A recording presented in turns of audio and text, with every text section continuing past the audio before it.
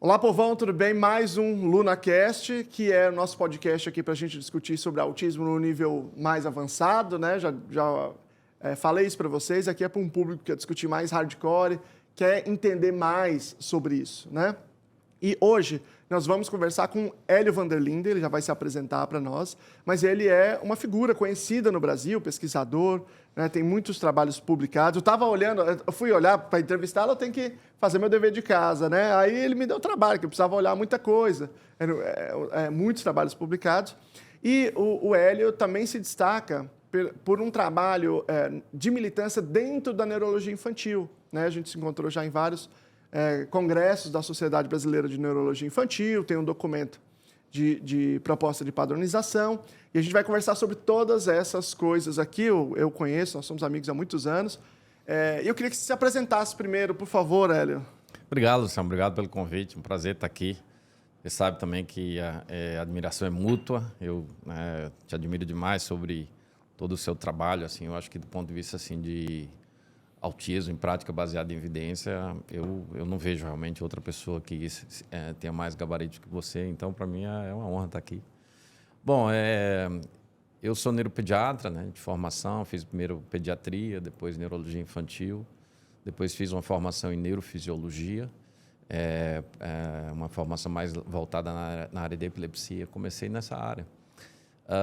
E é interessante, né, porque quando eu terminei minha residência, 23 anos atrás, a residência de neuropediatria, existia uma lacuna muito grande de formação em transtorno de neurodesenvolvimento.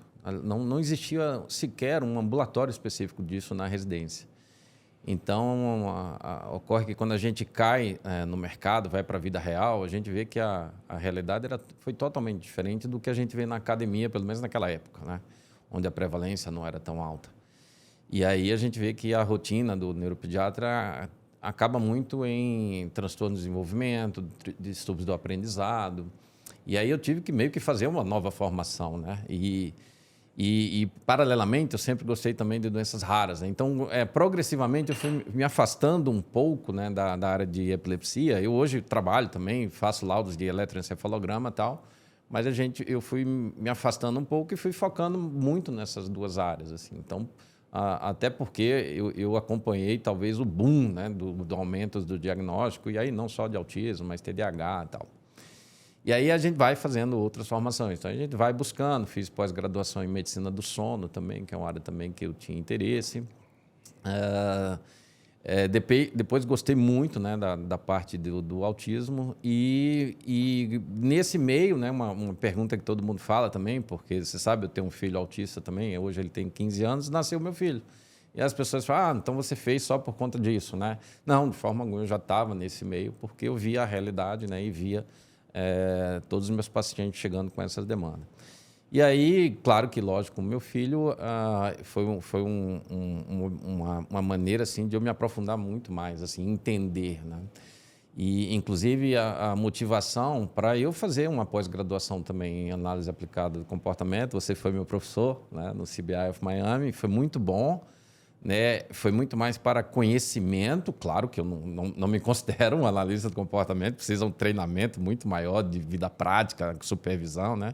Então, foi muito mais para conhecimento, isso foi muito bom para mim e acho que isso foi um diferencial de eu entender como funciona o tratamento, né? E poder ter essa visão mais pessoal e poder explicar para as famílias a importância, né, do engajamento dos pais e no manejo do comportamento de maneira geral, coisas do dia a dia que a gente pode aproveitar.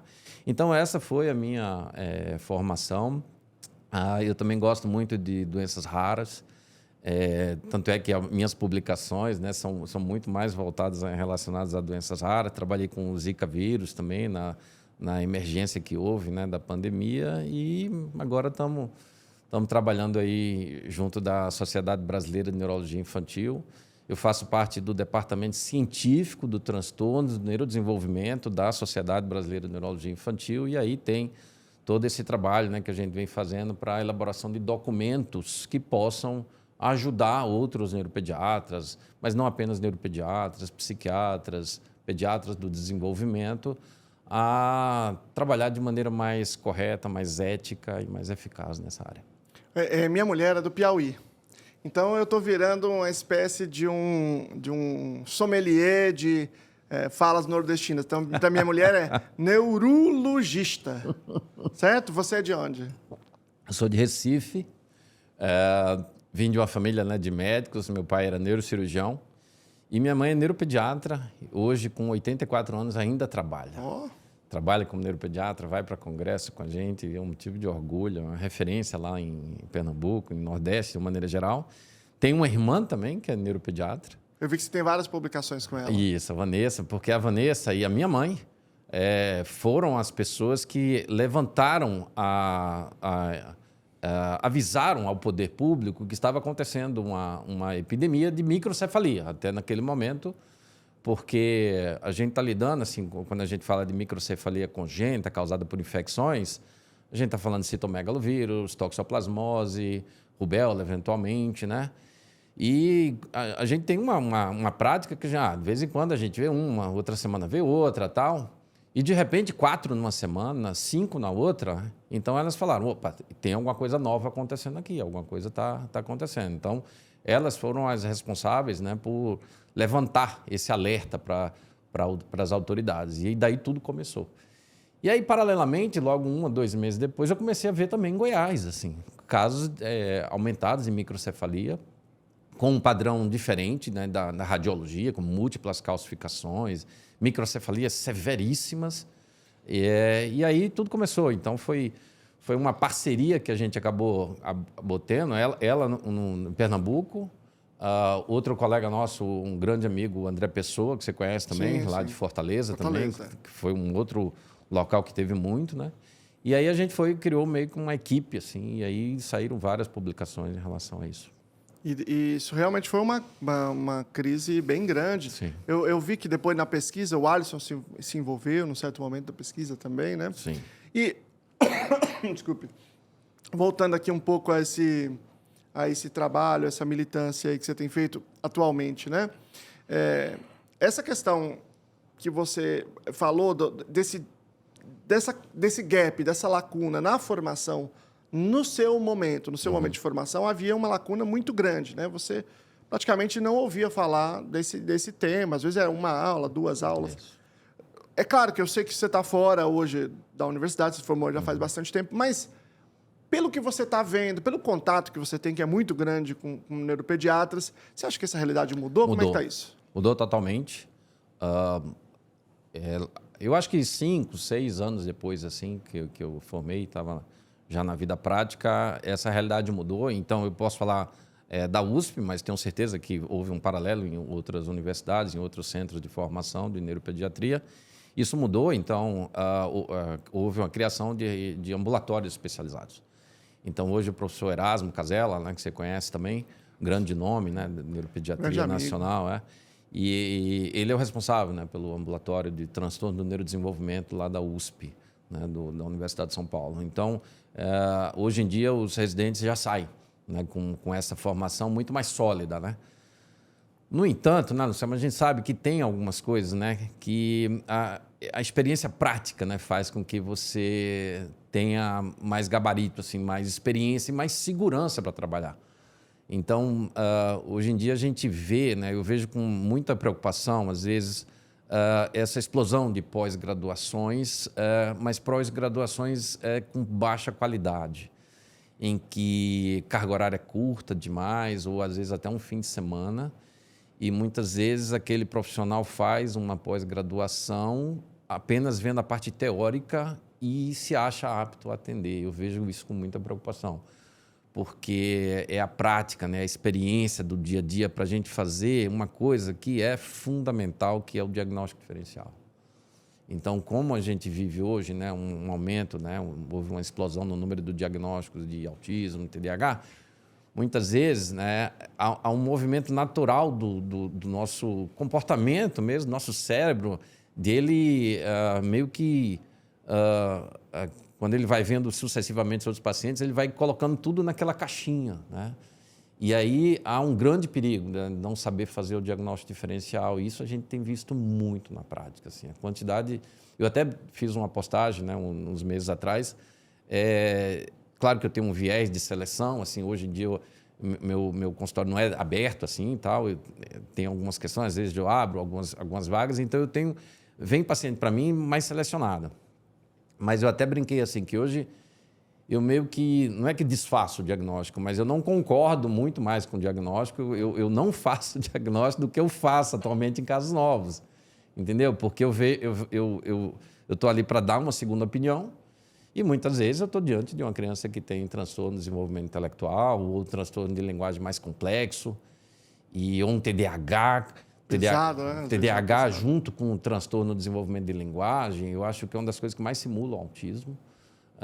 E aí a gente vê isso na prática, né? Então eu fico preocupado com a questão do diagnóstico diferencial.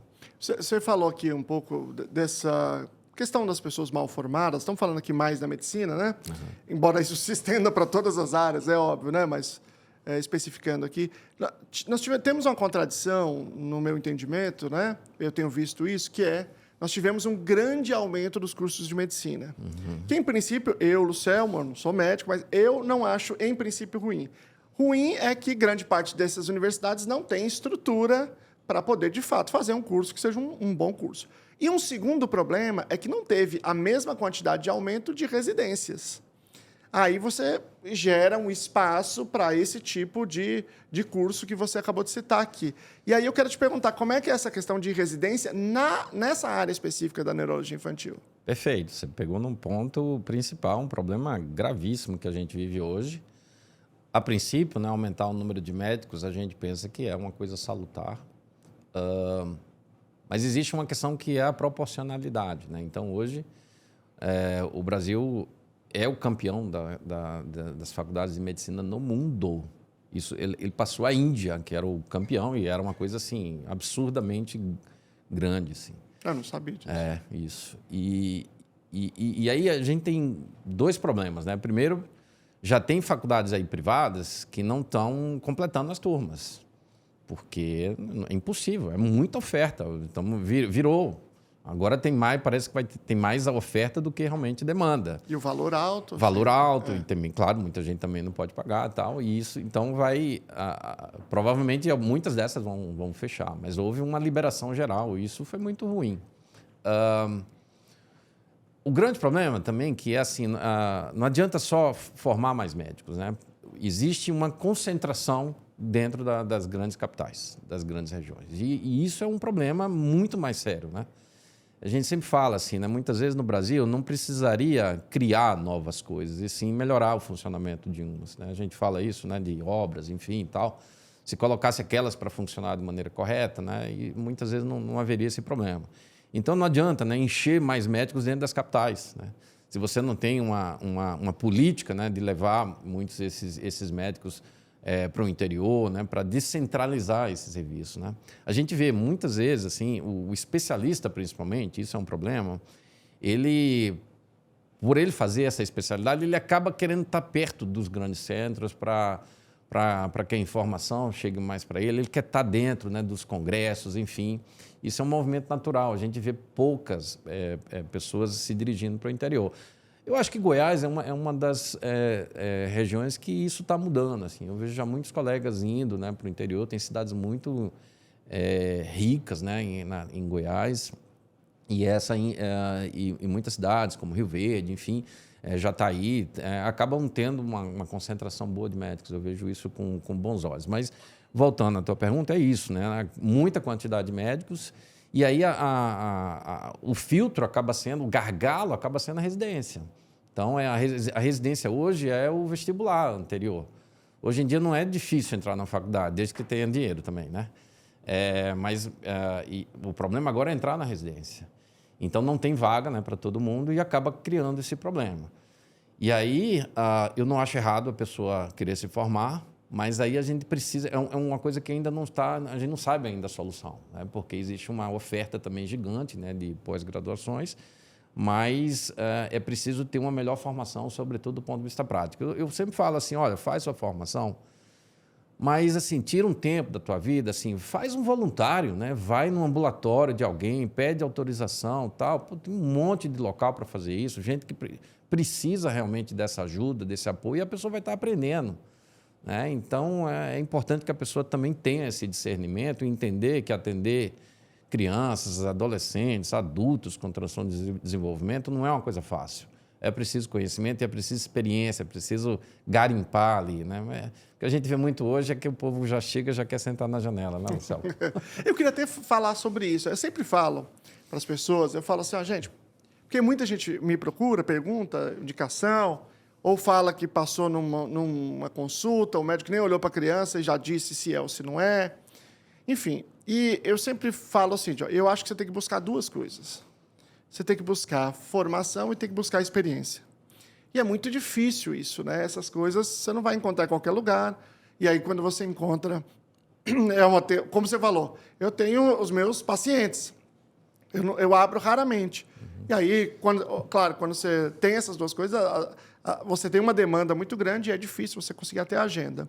E eu queria te perguntar, assim, esse papel específico da experiência. Por outro lado, já vi várias pessoas falando assim, que trabalham tanto tempo com isso, que quando entra a criança, o olhar assim, ele está muito treinado. E eu queria que você falasse um pouco específico, agora não mais da formação, mas da experiência. Como que você sentiu a diferença sua?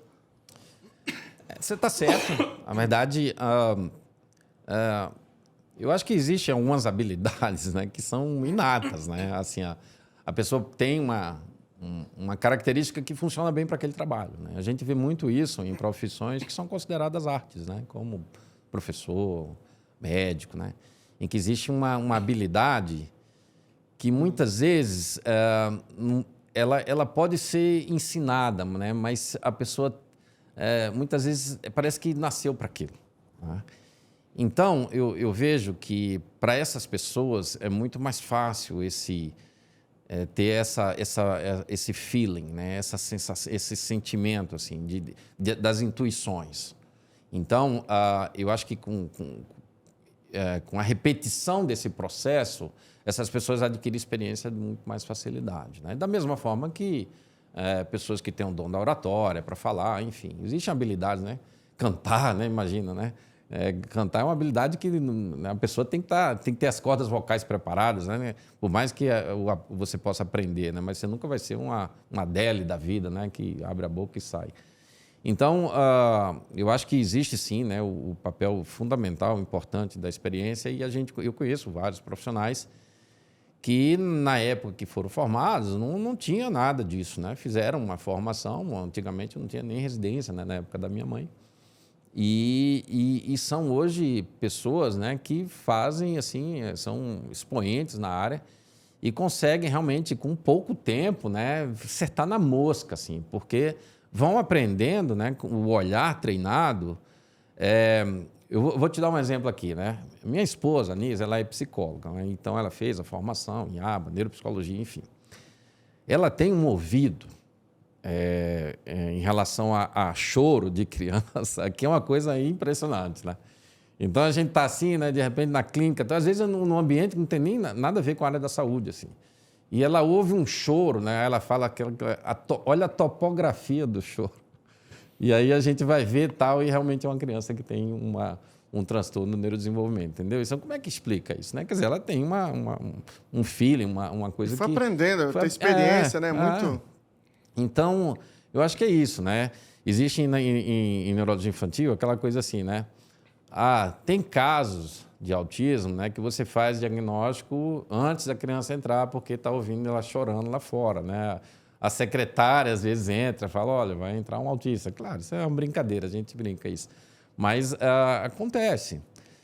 O problema é o outro lado, né, Luciano? São esses casos que não são fáceis de fazer diagnóstico, né? E aí a sutileza, esse dom da sutileza, de você conseguir... Porque eu falo assim, os critérios são objetivos. DSM-5 é objetivo. Existem escalas, né, tanto de triagem como de diagnóstico, que são objetivos. Mas, muitas vezes, a interpretação desses dados é subjetiva. Entendeu? A pessoa pode olhar aquilo, eu tô vendo aqui o DSM, estou com o DSM na cabeça, tal, mas eu atribuo aquele comportamento que eu estou vendo à positividade. Na verdade, não é. E muitas vezes, o que eu acho também mais difícil, entrando novamente no diagnóstico diferencial, é que você pode ter sintomas, né, sinais que levam a um déficit na interação social, mas de maneira secundária. E aí a gente não está diante de um déficit social primário. Você está diante de um atraso de linguagem complexo, uma via de entrada comprometida, de uma criança que está totalmente descompensada do ponto de vista de TDAH, e aí não tem tempo nem para olhar para você. Então, é claro que vai ter um déficit social, mas esse que eu acho que é o grande perigo. A pessoa não entender que aquele déficit social ele é secundário. Não é da cognição social. Não é da cognição social. Eu vou continuar nesse papo da dificuldade, que eu acho que esse é um papo bem interessante, né? Mas antes quero fazer só uma piada que eu já ouvi de médicos, né? Você está dizendo que tem que ter você tem que lidar com aquela pessoa e tem um certo dom. Se você não tiver jeito para lidar com as pessoas, vai ser patologista, né? Você não vai lidar com gente, né? Você vai ser patologista. As pessoas fazem isso um pouco com radiologia também, né? Embora a radiologia mudou muito, né? Porque a radiologia tem muito de intervenção também. E bons radiologistas, né, que ficam na clínica, não vão só para laudar exame, eles têm uma atuação direta com o paciente, né? Então, eles têm que estar muito atentos à história para, quando olhar a imagem, fazer o raciocínio clínico, né? Então, eu diria que a patologia, realmente, hoje é mais essa área que não encosta no doente, né? Os estereótipos dos médicos, né? Eles falam, por exemplo, que a radiologista estuda muito, que é muito difícil esse ofício, né? Mas, enfim, voltando aqui às dificuldades. No meu entendimento, tem vários grupos de dificuldade. E um desses grupos, e aí eu queria falar de todos eles aqui, um desses grupos é do diagnóstico mais precoce. Uhum. Quais são os desafios para você pegar um bebê e você fazer o diagnóstico? A gente já discutiu, né, algumas vezes sobre aquele estudo da Karen Pierce, né, que ela, com a equipe dela, né, colocou que existe uma idade mais segura, né, de você conseguir firmar um diagnóstico, e esse diagnóstico ele está seguro aos 3 anos de idade, né? Então, 14 meses, né? Se não me engano, 14 Isso, a 16. 14, Foi o número da virada, assim, né? Abaixo disso, não era tão seguro, tal. Mas ainda assim não é 100%, né? 20%, 21% dos casos acabaram não tendo esse diagnóstico confirmatório, né? Eu acho que é difícil, sim. Eu acho que fazer diagnóstico precoce requer ainda muito mais experiência, exatamente para você conseguir interpretar, e eu acho que é onde há algumas armadilhas. Armadilhas do diagnóstico diferencial, e aí entra novamente aquilo que eu falei, crianças que têm um atraso de linguagem um pouco mais complexo e que têm comportamento hiperativo, hipermotor, que mais tarde vai receber o diagnóstico de TDAH, porque a gente não faz diagnóstico de TDAH nessa idade, por toda uma questão de maturidade frontal. Esse é um desafio. E outro desafio, as escalas, né, pouco padronizadas para essa faixa etária, né? Tem escalas lá fora, tal, e algumas escalas também pouco conhecidas aqui pela população médica, assim, para utilizar na vida prática. Então, acaba sendo muito na observação e análise bem dos critérios. Mas eu acho que é uma faixa etária onde há um risco maior de cair em armadilhas. Segundo ponto, e a gente não pode deixar de falar, existem algumas situações que são simuladores de autismo, que os americanos chamam de autism-like, né? Então, criança que não foi estimulada, exposta à tela muito precocemente. E a pandemia amplificou muito esse fenômeno, né?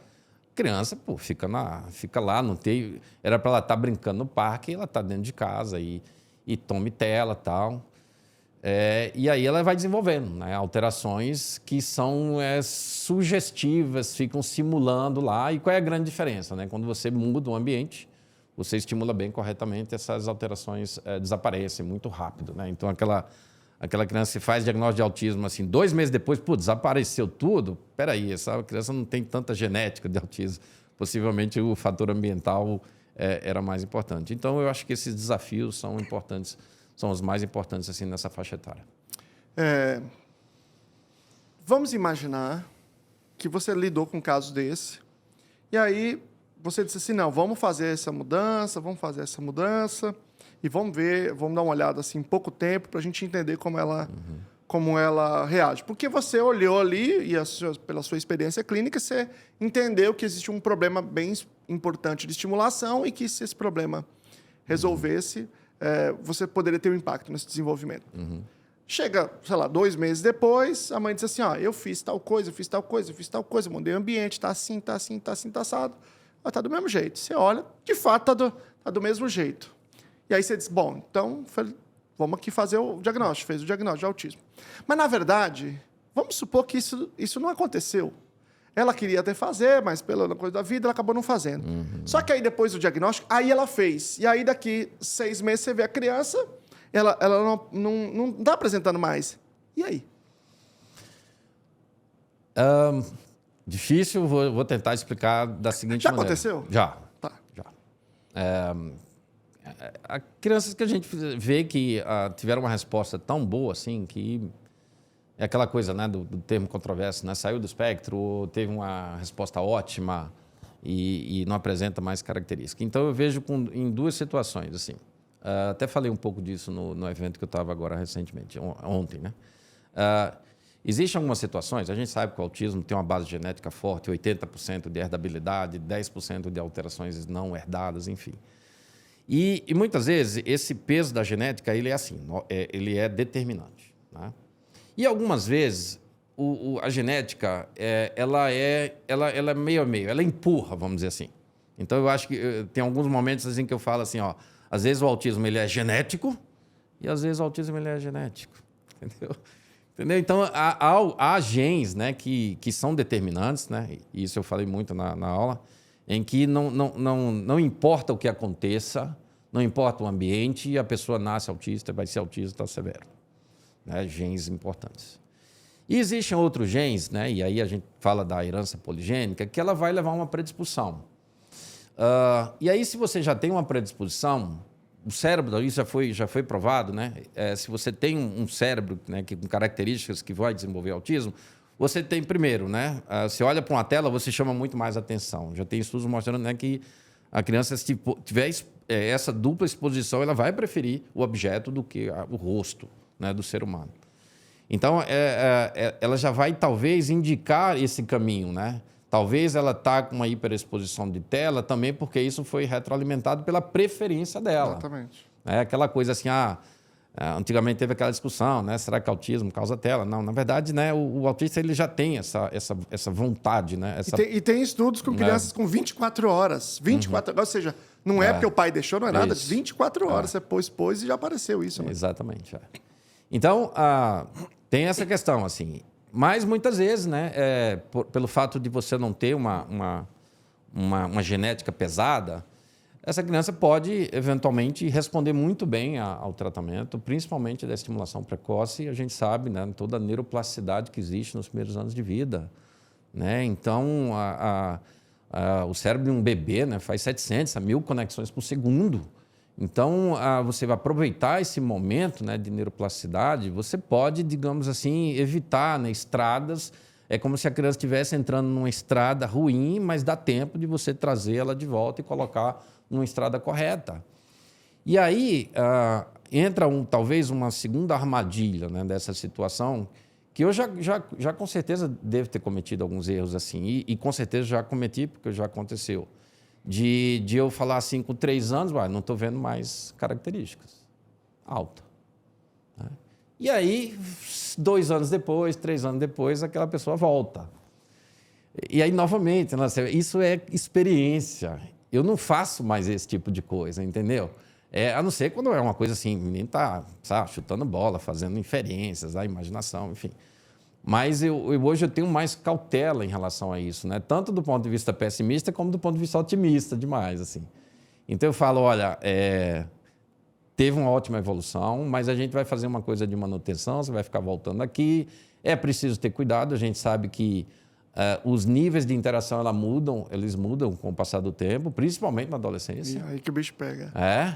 Então, a princípio, essa possível evolução ótima, não apresenta mais características naquele momento.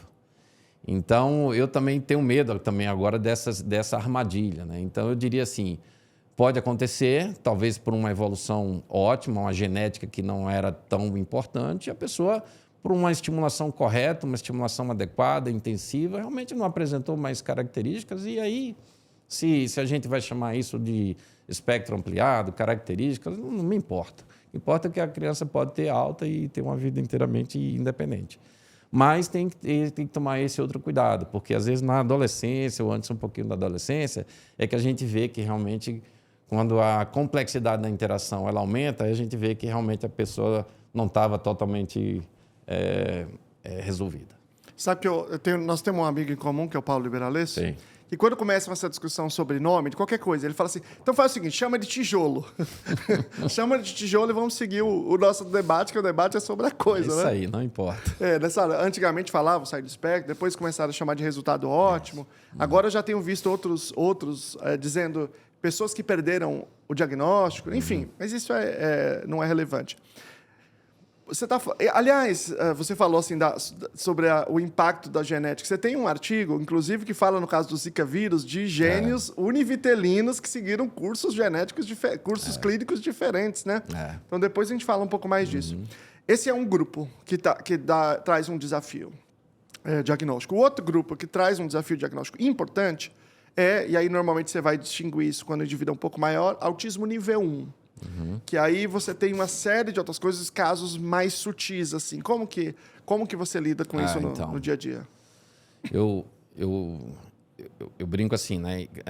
Principalmente assim no nível 1, eu vejo que há duas possibilidades, e eu tenho um exemplo típico disso, assim, são dois irmãos. Assim. Eles já são adolescentes, o menino já é adulto. E o que a gente vê assim na prática, né? Um perfil de autista nível 1, que digamos que o diagnóstico ele caiu bem para a pessoa, né? Então ele teve toda uma questão de aceitação e sente até orgulho por uma questão assim, agora eu me entendo, é meio que salvador assim às vezes, né? Porque a pessoa apresenta, né, características, às vezes sofre um bullying e tal, é diferente, e depois um diagnóstico tem esse perfil, bom, agora eu entendo porque eu sou assim, né, e não tem nada demais, né? Claro, todo o apoio da família e às vezes da psicoterapia. E aí essa pessoa desenvolve aquelas habilidades, né? E ela meio que se basta, é aquela pessoa que não precisa da interação, entendeu? Assim, quando precisa vai, mas ela gosta mesmo de ficar no computador dela, fazendo atividade online, e ela é super produtiva. Esse menino, por exemplo, entrou numa faculdade da área de tecnologia e ele fala quando ele quer, ele está muito feliz com isso mesmo, ele não tem nenhum problema. No entanto, ele tem uma irmã que também é nível 1, totalmente diferente. Sofre pra caramba, porque quer interagir melhor e não consegue, não tem habilidade, não tem ferramenta. Rigidez comportamental gigantesca. Porque, por exemplo, na pandemia, ela não admitia que as pessoas não usassem máscara. Ela via na televisão, ela ficava chocada. Ela andava na rua e o sincericídio, ela ia lá, põe máscara, tal. Imagina o que isso causava, né? O que isso determinava. Então, o nível 1, né? Ele é quase dentro de... É como se existissem espectros ali dentro que têm manifestações clínicas completamente diferentes, né? E me chama muito a atenção esse perfil, né, de mais aceitação e o outro que a gente vê, né, e isso acontece mais em meninas, tal, elas sofrem mais, acabam sofrendo muito, isso tem estudo mostrando, né, maior índice de até busca de emergências psiquiátricas mais no sexo feminino, na população autista, do que no sexo masculino, sobretudo por essas questões de aumento da ansiedade, né, e até risco, né, de suicídio, né? Então, a depressão, enfim. Então, eu acho que é bem desafiador lidar com essa população, porque você tem que ter um suporte, né? E aí entra muitas vezes tratamento medicamentoso para lidar com transtorno de ansiedade, depressão e o suporte terapêutico, né? Que é fundamental. Do ponto de vista de diagnóstico também, né? Às vezes é difícil, entra também muito a questão do diagnóstico diferencial. A gente sabe, né, tudo que se tem falado hoje em dia, né, sobre as meninas, né, com o fenômeno da camuflagem, do mascaramento. E muitas vezes eu vejo isso também com uma certa cautela, porque mesmo as meninas que fazem isso, né, Luciano, não é assim de maneira tão natural, né? As pessoas pensam assim que camuflar, não, você não vê nada da possibilidade e a pessoa é eterna. Não é bem assim. Na verdade, se você tiver um olhar mais atento, você vê que é diferente, né? A gente vê realmente um esforço, né? não é aquela naturalidade, né? Então, muitas vezes, houve também, eu acho que um excesso dessa questão de camuflagem e mascaramento, né? E como se fosse, não, a pessoa tem um comportamento absolutamente extrovertido até, e não é isso que acontece na prática. Existe um esforço grande e a gente vê que não é natural. E muitas vezes, né, esse esforço mantido, né, acaba levando a outra coisa que também já tem alguns estudos falando sobre o burnout autístico. Não sei se você já leu sobre isso, né? Que é realmente o esgotamento, é o cansaço, né? Porque camuflar e mascarar o tempo todo acaba levando a um cansaço mental. E aí, eventualmente, a pessoa tem uma pane e acaba entrando numa crise, né? E isso é chamado de burnout autístico. Esses casos são muito desafiadores, mas continuando aí, e quando o adolescente não aceita? É um problema. Diagnóstico, não aceita existir um diagnóstico. Eu acho que é um desafio. É um desafio, porque eu acho que a questão aí, o processo tem que ser, né, movido pela família e pelos terapeutas, de que haja aceitação. Né? Não tem jeito, né? Essas barreiras, ele vai estar exposto todo dia da vida dele, né? Porque por melhor que seja, né, existe, né, as inabilidades sociais, rigidez comportamental, hiperfoco, que muitas vezes não tem como, ele vai sofrer algumas pancadas na vida, né? Então, quando não aceita, eu vejo que é um trabalho bom para aluno na aba resolver. É difícil, é muito difícil. Porque o adolescente, ele já tem, nesse caso, no nível 1, né? Ele dá a sua opinião e ele muitas vezes está resoluto. Rigidez ali também, aí torna um pipinaço. O movimento, né, que houve, né, antigamente, né, falando sobre a síndrome de Asperger, né, que a gente não usa mais o termo, né, o movimento ASP, né? Em que há muito isso, né? Nos Estados Unidos, eu sou ASP e tal, e não preciso ser consertado, né, como eles falaram, né? Eu até brinco assim, né, que o objetivo do tratamento do autismo é até meio paradoxal, assim.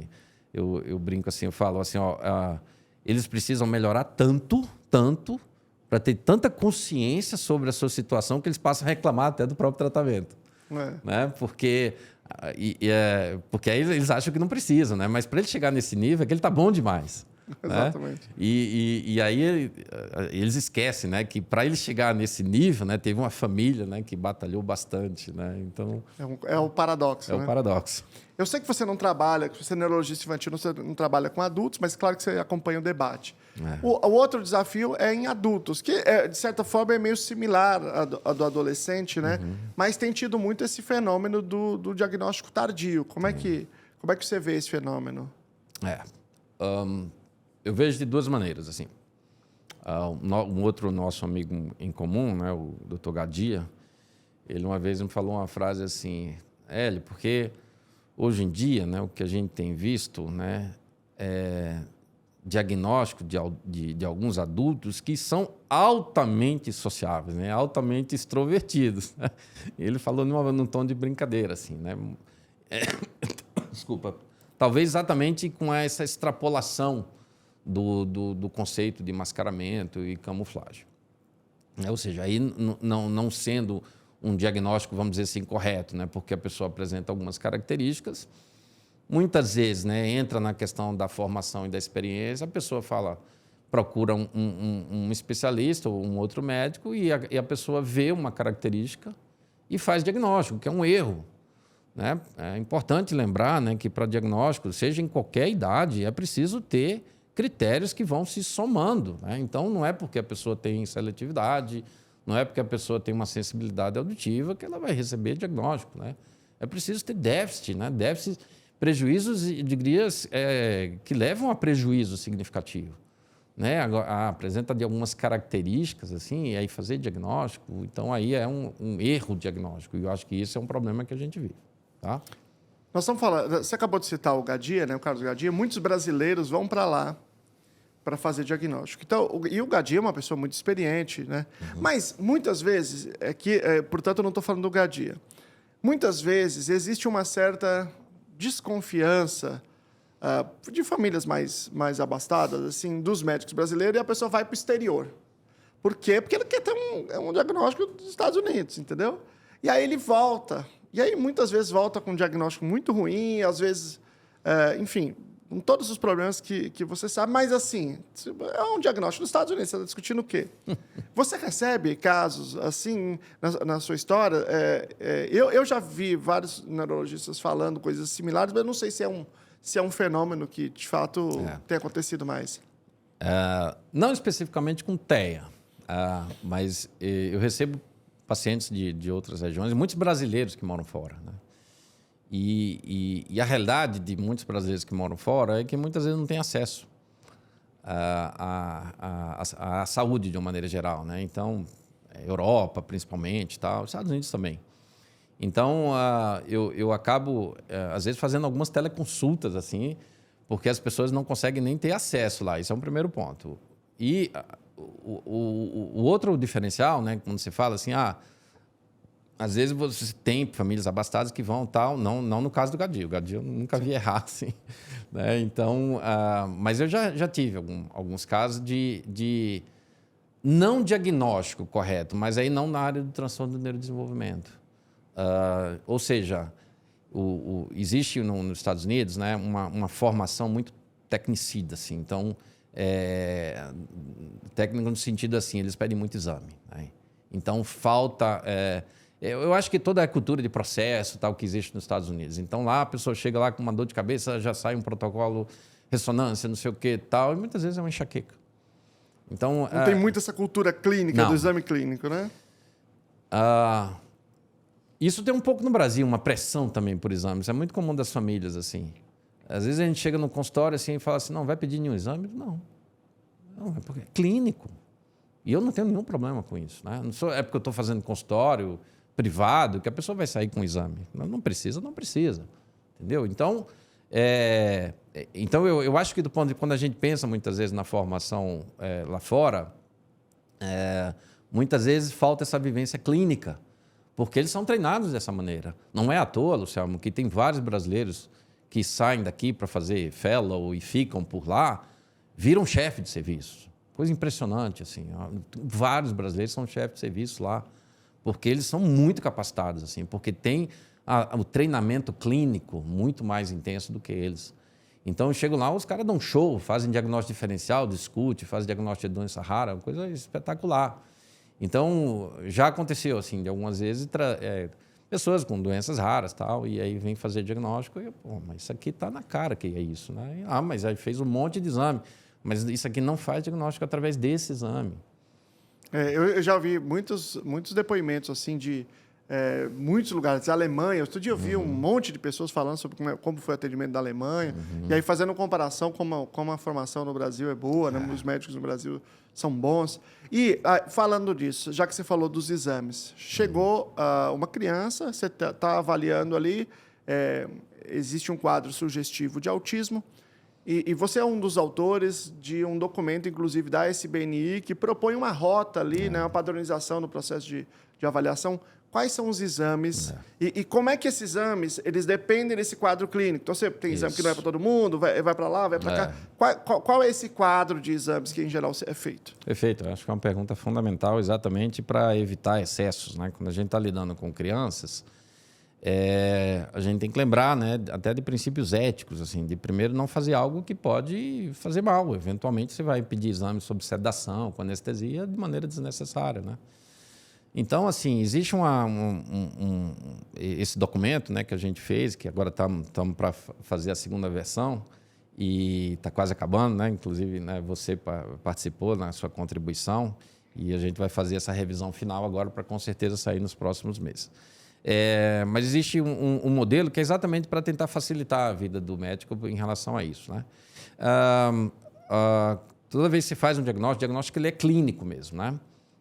No entanto, né, você pode estar diante de alguma situação orgânica, né? Então, é importante, né, checar, por exemplo, né, vou te dar lembrar de uma coisa básica que é sempre importante lembrar. Esse paciente fez o teste do pezinho, lembrar da fenilcetonúria. A fenilcetonúria é a principal causa, né, metabólica de transtorno intelectual, né? Então, é importante, checou, tal. Pode ser o Brasil tem uma cobertura excelente para teste do pezinho, mas, eventualmente, você pode deixar passar não buscou resultado, não fez, foi numa outra região, e você está diante de uma... Então, do ponto de vista aí entra na história, né? Checar isso, né? Sabe que eu não peguei o teste do pezinho no meu filho? E depois eu fiquei com essa culpa, cara. Essa culpa me perturbava. Aí a gente fez os exames e aí não era nada disso. Mas essa foi uma culpa que eu carreguei muito tempo. Tem que checar. Segundo, né? Fazer uma triagem de exames laboratoriais básicos, assim, né? Como exames da tireoide, função tireoidiana, você pode estar diante de um hipotireoidismo e tal. É interessante, né? Crianças... aí não está no protocolo do autismo, mas hoje em dia a gente vê muito, né? Pessoas na meia-idade, assim, fazendo reposição de testosterona. E é engraçado isso, porque eu já vi crianças com alterações graves do comportamento, irritabilidade, 1, 2 anos, assim. E aí a gente pergunta assim, tem alguém fazendo reposição de testosterona, essa testosterona em gel? Né? E, na verdade, já aconteceu, já tive 3 casos, Luciano, do pai está fazendo reposição de testosterona e abraça o filho, a testosterona passa para o filho, né? E nível alto de testosterona, irritabilidade e até com sinais de puberdade precoce. Bom, então, assim, uma triagem básica. Tem um outro exame que a gente passou a indicar, né, que é o exame da CPK. A CPK é uma enzima muscular. Eu vou explicar por quê. A distrofia muscular de Duchenne, que é uma doença genética, mesmo ela sendo uma doença muscular, ela pode se manifestar também como transtorno do espectro do autismo em 10 a 15% dos casos. Então, é uma maneira também de triar essas crianças, porque esses sintomas de miopatia só vão começar mais para frente, com 4, 5 anos. Então, assim, fazer uma triagem básica, né, de exames gerais. Avaliação auditiva é uma coisa que foi recomendada no primeiro documento e a gente vai discutir nesse segundo. É importante fazer uma revisão final. Assim. Tem colegas que indicam, tem colegas que não indicam. Eu acho que uma boa avaliação clínica é capaz de realmente descartar uma possibilidade de um déficit profundo. No entanto, né, déficits leves, assim, mas déficits leves não é o suficiente para causar sintomas de transtorno do desenvolvimento, como os sintomas sociais, entendeu? Aliás, mesmo crianças surdas totalmente, uma boa avaliação clínica dá para perceber que ela tem um social bom, né? Então, isso ainda está um pouco em aberto. Mas no primeiro documento é recomendado que todos... Eu lembro do Paulo reclamando disso. Isso, todos façam, né? Está recomendado, eu fui voto vencido, tal. Então, a gente faz o documento pela maioria, né? A partir daí, existe uma investigação genética básica. A gente falou alguma coisa aqui sobre genética. Então, é recomendado, né, que se faça uma investigação genética básica, né? Principalmente lidar com a síndrome do X frágil em meninos. Todos têm que fazer. Séries mostram que, quando a gente lida assim, população de série de autista, 5% pode ter X frágil. E, muitas vezes, a dismorfia característica do X frágil ela não é tão aparente nos primeiros anos de vida. Eu já quebrei a cara. Porque eu peço sistematicamente e deu um resultado positivo. Eu digo, não é possível. Aí eu fui olhar o menino, depois que você tem um diagnóstico, você consegue ver que a orelha é um pouquinho arqueada, a boquinha com os lábios um pouquinho mais grossos, mas de maneira nenhuma apresenta a dismorfia de um adolescente com um X frágil, que é mais fácil de você identificar. Então, é rotina. E no Brasil, por uma questão de protocolo, de ANS, plano de saúde, precisa fazer o cariótipo. O que é absolutamente assim, um dinheiro jogado fora. Porque para a pessoa fazer algum tipo de diagnóstico com o cariótipo, provavelmente ele já buscou alguma ajuda médica, porque ele apresenta outras malformações. Você ter síndrome de Down, cariótipo, tal. Você ter outras malformações, o autismo puro, ele não vai ser diagnosticado através de cariótipo, mas é uma exigência aqui no Brasil que, para chegar num exame mais acima, seja feito o cariótipo. Então, o cariótipo e o X frágil são exames iniciais. A partir daí, quando dá negativo, é recomendado, a Sociedade Brasileira de Neurologia Infantil, em comum acordo também, né, respeitando também a Academia Americana de Pediatria e a canadense, também indica o exame do CGH, que o nome em português é pesquisa de microdeleções e microduplicações, ou pesquisa de variação do número de cópia, a gente abrevia como CGH, o SNP, Array e tal.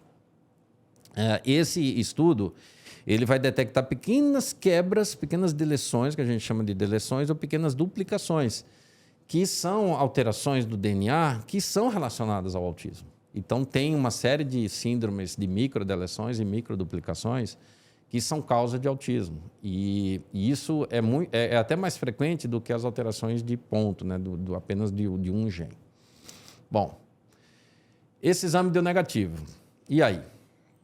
Aí existe uma terceira linha, que é o sequenciamento do DNA inteiro, o sequenciamento do exoma. Não é o DNA inteiro, é só dos exons, né, que é a parte funcional do DNA, é aquela que produz proteína e tem mais transtornos relacionados a esses exons. Então, aí é que entra, às vezes, a distinção, né? Atualmente, o exoma ele é indicado para algumas situações. Por quê? Porque existe mais chance de dar positivo. Então, alterações do desenvolvimento intelectual, então, autista com alteração intelectual, déficit intelectual, autista com epilepsia, autista com dismorfia e, lógico, com sanguinidade, pensando em doença recessiva. Então, essa é a recomendação para fazer exoma. Mas a família ela pode querer investigar totalmente. Nada contra, não é errado você também pedir exoma. O problema é saber interpretar, né? Porque precisa ter um bom laboratório para interpretar, muitas vezes, alterações que não têm nada a ver ali com o autismo. De uma maneira geral, essas são as recomendações. No futuro, a gente estava conversando em off sobre algumas mudanças que possivelmente vão acontecer no futuro. Hoje em dia, o exoma, em alguns laboratórios, já é capaz de incorporar o CGH. Então, possivelmente vai avançar, porque você vai fazer um exame com muito mais detalhes, que vai pesquisar não apenas deleções e duplicações, mas também mutações, né, variações de ponto, de um único gene.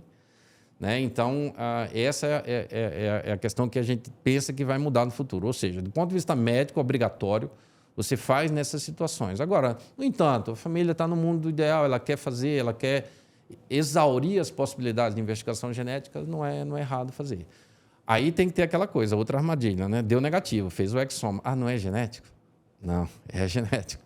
Continua sendo genético. Claro, se você afastou prematuridade, enfim, outras coisas.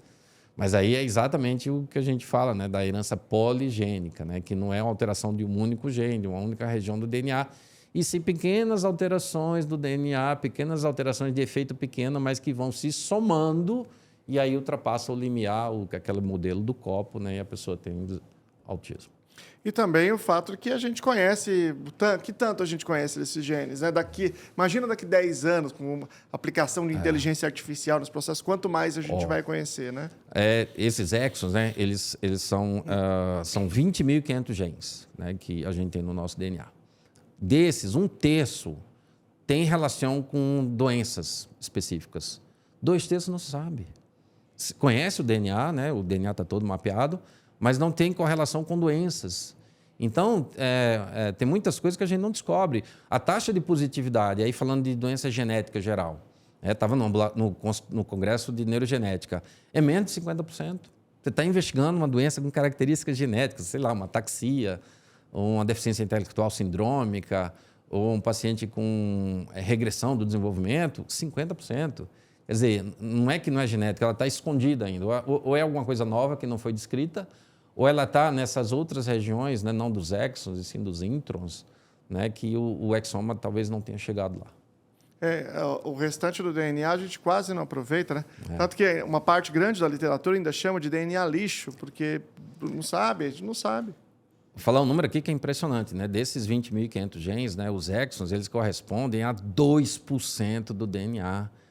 É por isso, né, que quando se faz o sequenciamento do genoma inteiro, onde inclui todos os intros, é muito dado. É muito dado. E aí entra o problema da interpretação, porque você vai ter uma série de dados que você não vai saber lidar com isso. Então, eu sei que existem alguns laboratórios que fazem Pedir hoje genoma é muito mais pesquisa. É muito mais pesquisa do que parte realmente de avaliação. Eu tinha muita curiosidade, eu fiz meu filho genoma. Foi, né? Mas na época a gente tinha Atismo, que era uma empresa dedicada ao autismo, do desenvolvimento. Mas hoje ela não existe mais. E aí ficou uma lacuna, porque a galera ali era especializada em fazer essa interpretação, né? Era a Graciela Pinhatari e o Diogo Lovato. E seu filho tem uma mutação, você já falou, né? Isso outras vezes, né? Num gene específico. Né? No final das contas, tá no Exon, né? Mas são são 4 mutações. Na época, 3 eram VUS, que era de significado incerto. E uma era diretamente ligada ao autismo. Hoje, a categoria da segunda mudou. Então, ela também diretamente relacionada ao autismo. Isso pode acontecer porque foi descrito em outras regiões do mundo e acaba entrando no banco de dados. Meu filho tem uma microduplicação do cromossomo 7. Uma região específica do cromossomo 7 que, quando ela é deletada, causa síndrome de Williams. Quando ela é duplicada, ela causa essa síndrome de microduplicação da região. Então, é também uma forma de autismo sindrômico. Né? Sabe que é muito comum, mas é muito comum a pessoa me mandar uma mensagem e dizer o seguinte, olha, o meu filho estava com o diagnóstico de autismo, passou no outro médico, ele falou que não deu nada na ressonância, então não é. Então, esse médico aqui, ele diagnostica pela ressonância. Uau! Então, eu queria que você falasse um pouco de exames de imagem. Sim. Exames de imagem e autismo.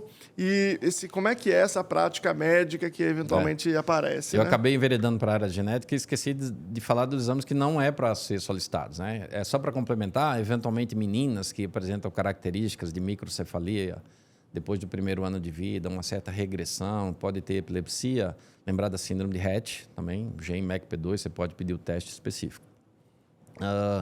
Bom, mas o que não deve ser pedido? Né? Então, eletroencefalograma, vamos começar pelo eletro.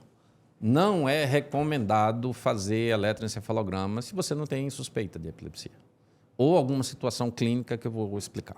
Né? Então, o eletro, primeiro, né? A gente sabe que, do ponto de vista de comorbidade, a epilepsia está mais presente no autismo do que na população geral, 4 vezes. No entanto, né, não é dessa maneira, assim, então vamos rastrear. Não, é preciso ter uma suspeita clínica. Eu vejo muito, sabe o que, Luciano? Assim, toda semana eu recebo, né? O terapeuta está falando que ele está com crise de ausência. Como é que é isso, né? Não, ele está assim, de repente ele faz, ele fica olhando lá para a parede e tal, né? E você chama ele e tal, e depois ele volta. Aí eu falo, tá bom, né? Você já viu isso? Muitas vezes a mãe nem viu em outras situações, ou viu também, eventualmente, assim, em outros momentos, né? Isso é uma manifestação clínica comum, né? Às vezes crianças típicas também apresentam isso, né? As pessoas confundem, né? Crise de ausência mesmo, ausência típica. É aquela aqui que eu estou conversando com você, Luciano, ó. Às vezes tem um movimento dos olhos e tal, e aí volta a falar. É uma coisa abrupta. Entendeu? Assim, não é uma questão assim, ele está, de repente, ele olha porque ele está desinteressado, né, no terapeuta, o que está fazendo. Uma esquiva ali. Esquiva, né? E aí ele fica no outro mundo lá tal, e volta, né? Então, assim, aí entra novamente numa armadilha. Aí tem uma situação dessa, aí vai fazer o eletroencefalograma, e aí é outra coisa. Alterações do eletroencefalograma são também muito comuns em pessoas com transtorno do desenvolvimento, TDAH e autismo. Alguns estudos apontam 40%, dependendo do tempo que você faz o eletro. Se ele for 1 hora, 25%. Se faz um eletro de 12 horas, 40% de alterações no eletroencefalograma. Mas, novamente, você não faz diagnóstico pelo exame. É preciso ter clínica. Quem faz epilepsia sempre aprende isso. Você não faz diagnóstico de epilepsia só com eletro. Você precisa ter manifestação clínica, pelo menos uma crise e um eletro alterado ou 2 crises. Mas a gente vê uma enxurrada, né, de pedidos de eletroencefalograma por isso, por conta de manifestações clínicas que não são suficientes para pensar em epilepsia. Ou sem manifestação clínica nenhuma. Ou sem manifestação para dar uma rastreada.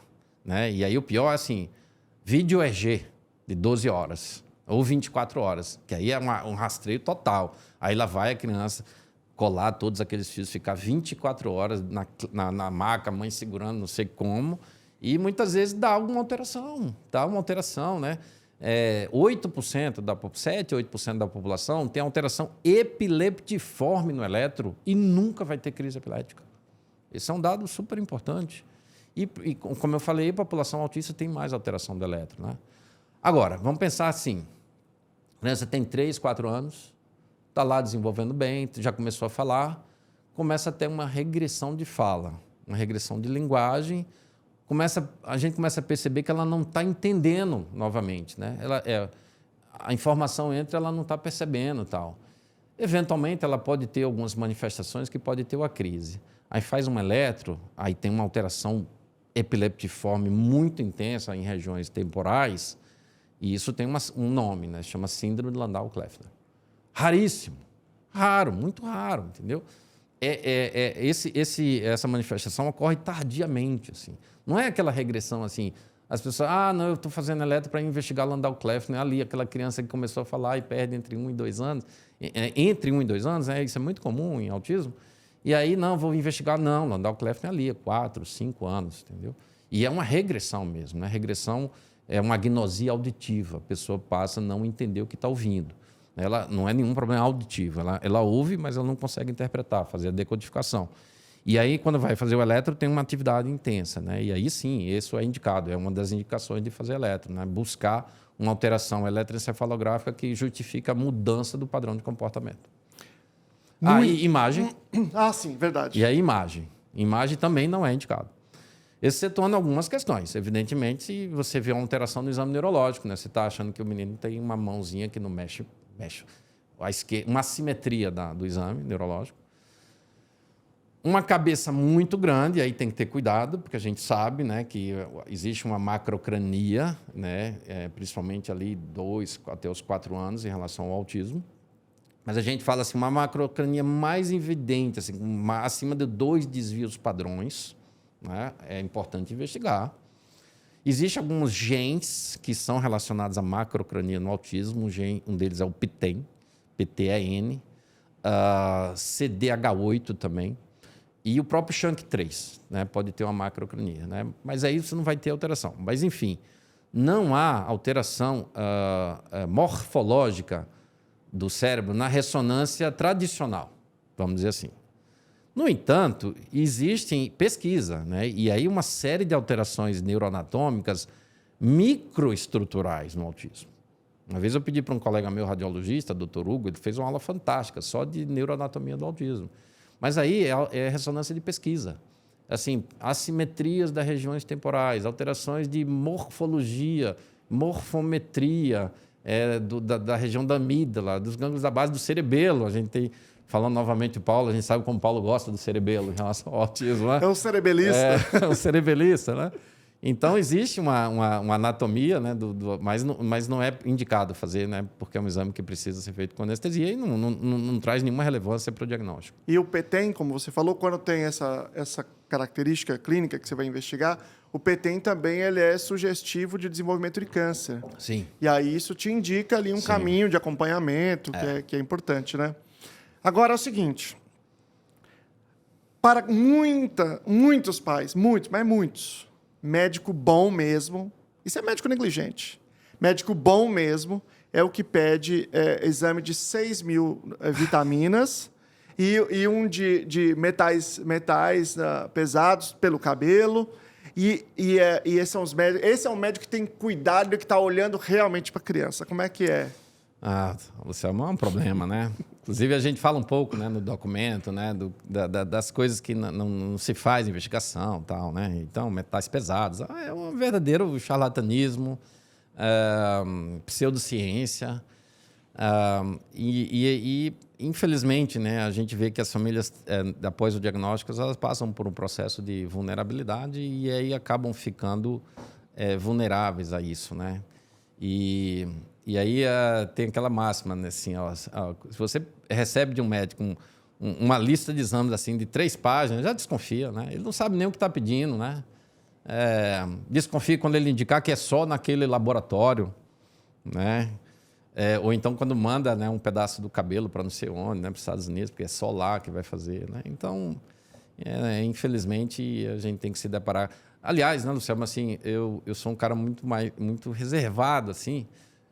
tem uma timidez, assim, e eu não entrei nas mídias sociais, assim, por vontade própria, né? Eu fui empurrado, principalmente pela minha esposa. Ela falava assim, olha, não dá, você tem que combater, né? A balança está muito negativa aqui, né? A gente só vê esse povo aí falando e as pessoas que falam com seriedade, né, que usam a ciência, são poucas, né?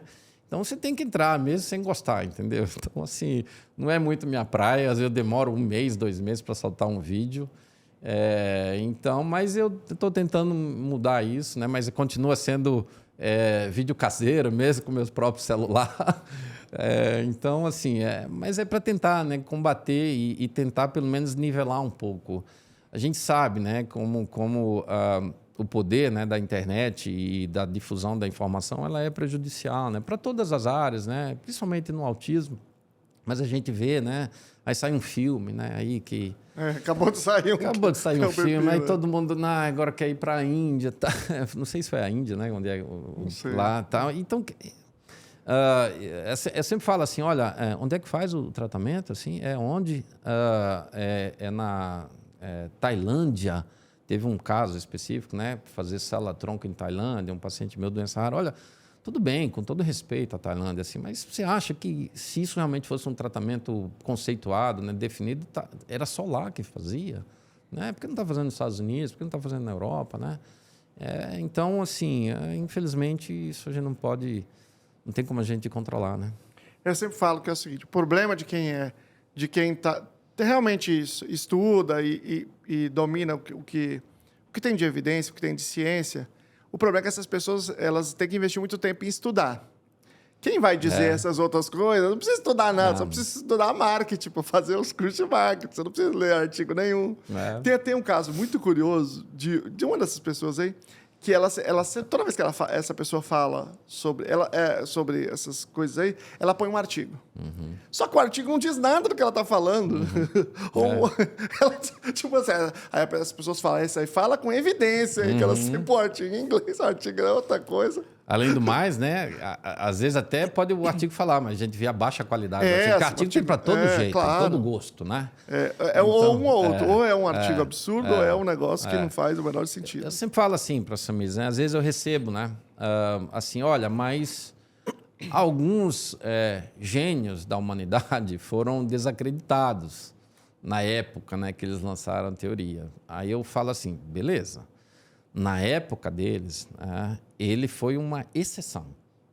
Com certeza, assim, centenas de outros tiveram suas teorias refutadas. Ele está bom. Pode ser que, eventualmente, uma situação possa vir a ser positiva em algum momento. No entanto, a gente tem que ter a responsabilidade de lidar com o que é certo hoje. Imagina, né, se a gente vai supor que isso aqui pode ser que dê certo um dia, né? Como a gente falou, existe algumas questões que têm uma certa plausibilidade, né, tal. Mas existem outras assim que a gente não tem como a gente poder indicar ou até dizer para a família assim, vai lá, tal, aquela coisa não faz mal, né? Faz mal, sim, né? Perda de tempo, perda de energia, perda de dinheiro. Né? Então... E muitas vezes leva a caminhos errados, porque assim... Deixa de fazer o que é certo? Não, e muitas vezes leva a caminho errado, porque assim, você tem, por exemplo, um problema de... Se você localiza ali uma deficiência em vitamina que não tem impacto nenhum clínico, né? E aí, isso pode levar a um problema. Tem uma prática, por exemplo, comum, que é de você administrar vitamina D para todo mundo. E aí você tem hipervitaminose, tem... Eu tive um caso. Olha aí, tem casos... Se ela vir esse podcast, ela vai lembrar, a gente hoje brinca com isso, né? Foi recentemente lá. Ela entendeu muito bem, né? A criança chegou com 120 de vitamina D. Eu falei, olha, teu filho está com risco, né, de ter calcificação renal. Para com esse protocolo, pelo amor de Deus, assim, ó. E eu até falei, se você não parar, não precisa voltar aqui, né? Porque eu não posso estar conivente com isso, né? Então parou, aí foi baixando para 80, para 60, para 40, então... E hoje a gente brinca com isso. Tá? Se ela ver esse podcast, ela vai lembrar. Tem muitos casos assim, muito difíceis. Eu imagino que no dia a dia, né, na clínica, você que está atendendo e, obviamente, tem as informações mais sensíveis da família, acaba lidando com muitos desafios lá nesse dia a dia. Né? Sim. E eu queria que você falasse um pouco mais do diagnóstico diferencial. Você falou a gente falou assim de algumas questões da infância e tal, mas tem algumas questões de transtornos psiquiátricos que muitas vezes confundem. Você falou do TDAH. Assim, quais são esses pontos principais que o médico tem que atentar para poder fazer o diagnóstico diferencial? Eu acho que esse primeiro, assim, quando lida com crianças muito pequenas, né?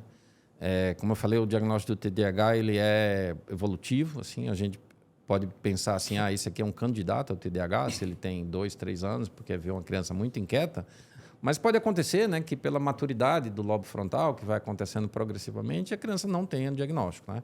Mas eu acho que assim, né, como eu te falei, né, atraso da linguagem junto com comportamento hiperativo é uma situação difícil que você tem que ter uma cautela para consolidar o diagnóstico de autismo numa situação como essa, né? Vai subindo, né? E aí a gente vê algumas situações que também podem confundir, né? Então, por exemplo, o transtorno obsessivo compulsivo na infância, né? O toque, porque muitas vezes existem alguns comportamentos muito repetitivos, né? E muitas vezes em crianças pequenas não dá para entender muito bem que aquilo é um comportamento mais ritualístico, né, de uma coisa obsessiva que ele precisa fazer, do que o comportamento repetitivo do autismo. Então, é uma outra coisa. A gente tem que tomar cuidado também, eventualmente, com os tics e a síndrome de Tourette, que pode ser uma comorbidade dentro do autismo, mas pode ser também uma situação isolada, né? Às vezes não é fácil diagnosticar entre tics e estereotipias. Chegando mais para perto da adolescência, né? E aí entra algumas questões relacionadas à ansiedade e depressão. Nem sempre é fácil, né, fazer diagnóstico de transtorno de ansiedade. A transtorno de ansiedade está, às vezes, mascarado por alguns outros comportamentos. É importante lembrar também quando há uma mudança do comportamento. Fobia social, Fobia né? social. Aliás, né, é um outro diagnóstico diferencial importante, principalmente na pandemia, que essas crianças, né, 8, 9 anos, 10 anos, e até mesmo adolescentes, ficaram 2 anos em casa e com atividade online, e aí depois desenvolveram muitos problemas sociais, assim, Luciano. Eu vi muito isso no consultório, né? Então, um transtorno da ansiedade social, e alguns chegando até fobia social, e muitos receberam o diagnóstico de TEA. Então, é uma outra dica aqui, né? Não existe autismo adquirido.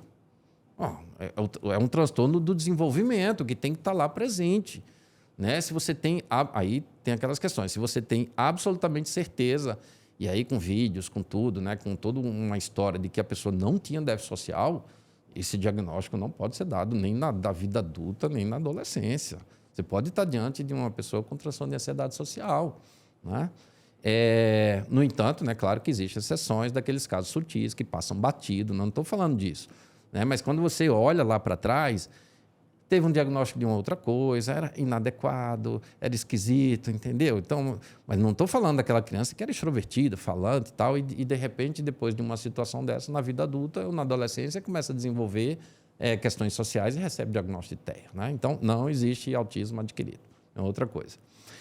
E existem algumas outras situações, Luciano, que aí eu vejo que aí entra muito o papel do psiquiatra para ajudar o neuropediatra, porque existem algumas áreas que eu vejo que é mais da seara do psiquiatra, né? Então, eu não trabalho, por exemplo, né, com bipolaridade.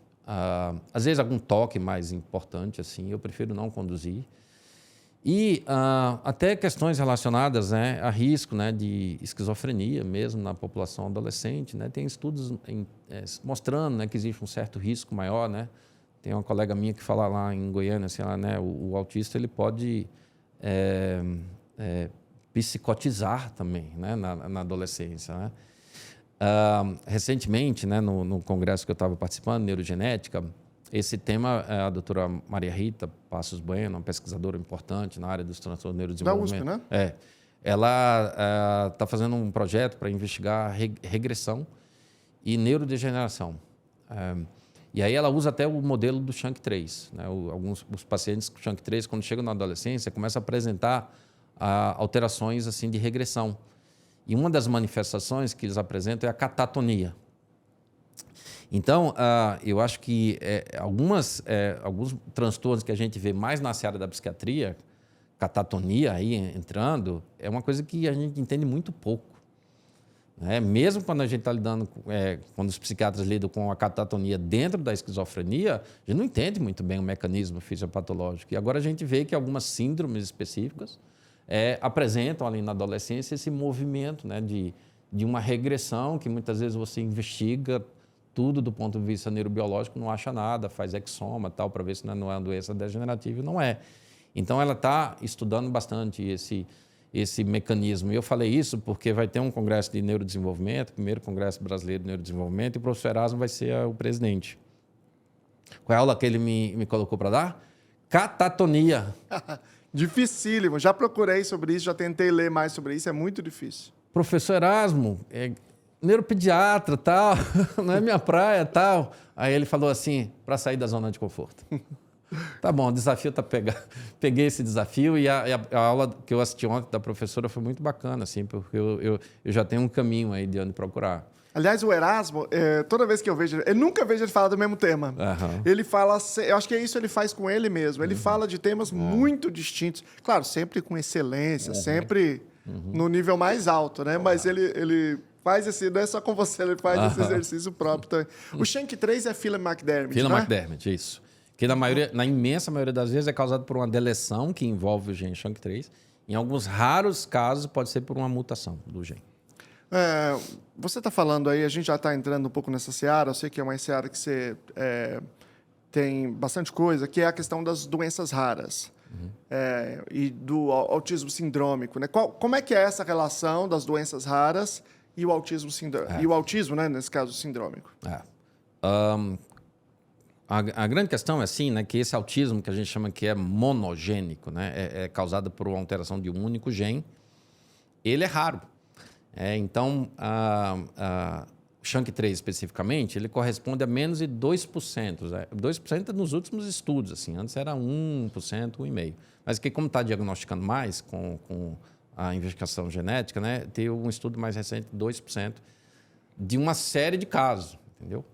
E aí a gente junta com aqueles outros genes, tem uma lista assim, hoje tem mais de 350 genes relacionados às vias do autismo, mas existem uns que são mais frequentes que os outros, né? Então, eu citei na minha aula ontem, né? Depende muito da série, tem séries que o SHANK3 é mais comum. Desculpa, essa especificamente deu um outro gene chamado SCN2A, que é um gene relacionado a canal de sódio, em que quando a mutação ela é por perda de função, que tem isso na genética também, você pode ter uma perda de função e o gene para de funcionar, ou você pode ter um ganho de função, há um aumento de função. E aí, quando é perda de função, tem autismo. Quando é ganho de função, essa criança desenvolve epilepsia, cefalopatia epilética, né? Então, esse gene também é bem descrito. Aí vem CHD8, PTEN e outros genes. Qual é a grande questão que eu vejo nesse modelo, né, de investigação? Através de estudo dessas doenças raras, é possível fazer, quem sabe, extrapolações para outras etiologias do autismo, né? Então, a gente conhece, né, o Alison Mottri, eu sei que você já visitou ele, do trabalho que ele faz com minicérebros. Então, ele parte de uma síndrome específica, estuda, faz um minicérebro, né, um organoide cerebral, e estuda a fisiopatologia, ali os neurônios, o funcionamento. Através de estudos que começaram com o Alison Mottri, a equipe dele, hoje se tem um remédio aprovado para a síndrome de Rett, né, que já tem aprovação do FDA e a gente espera, né, que chegue aqui no Brasil.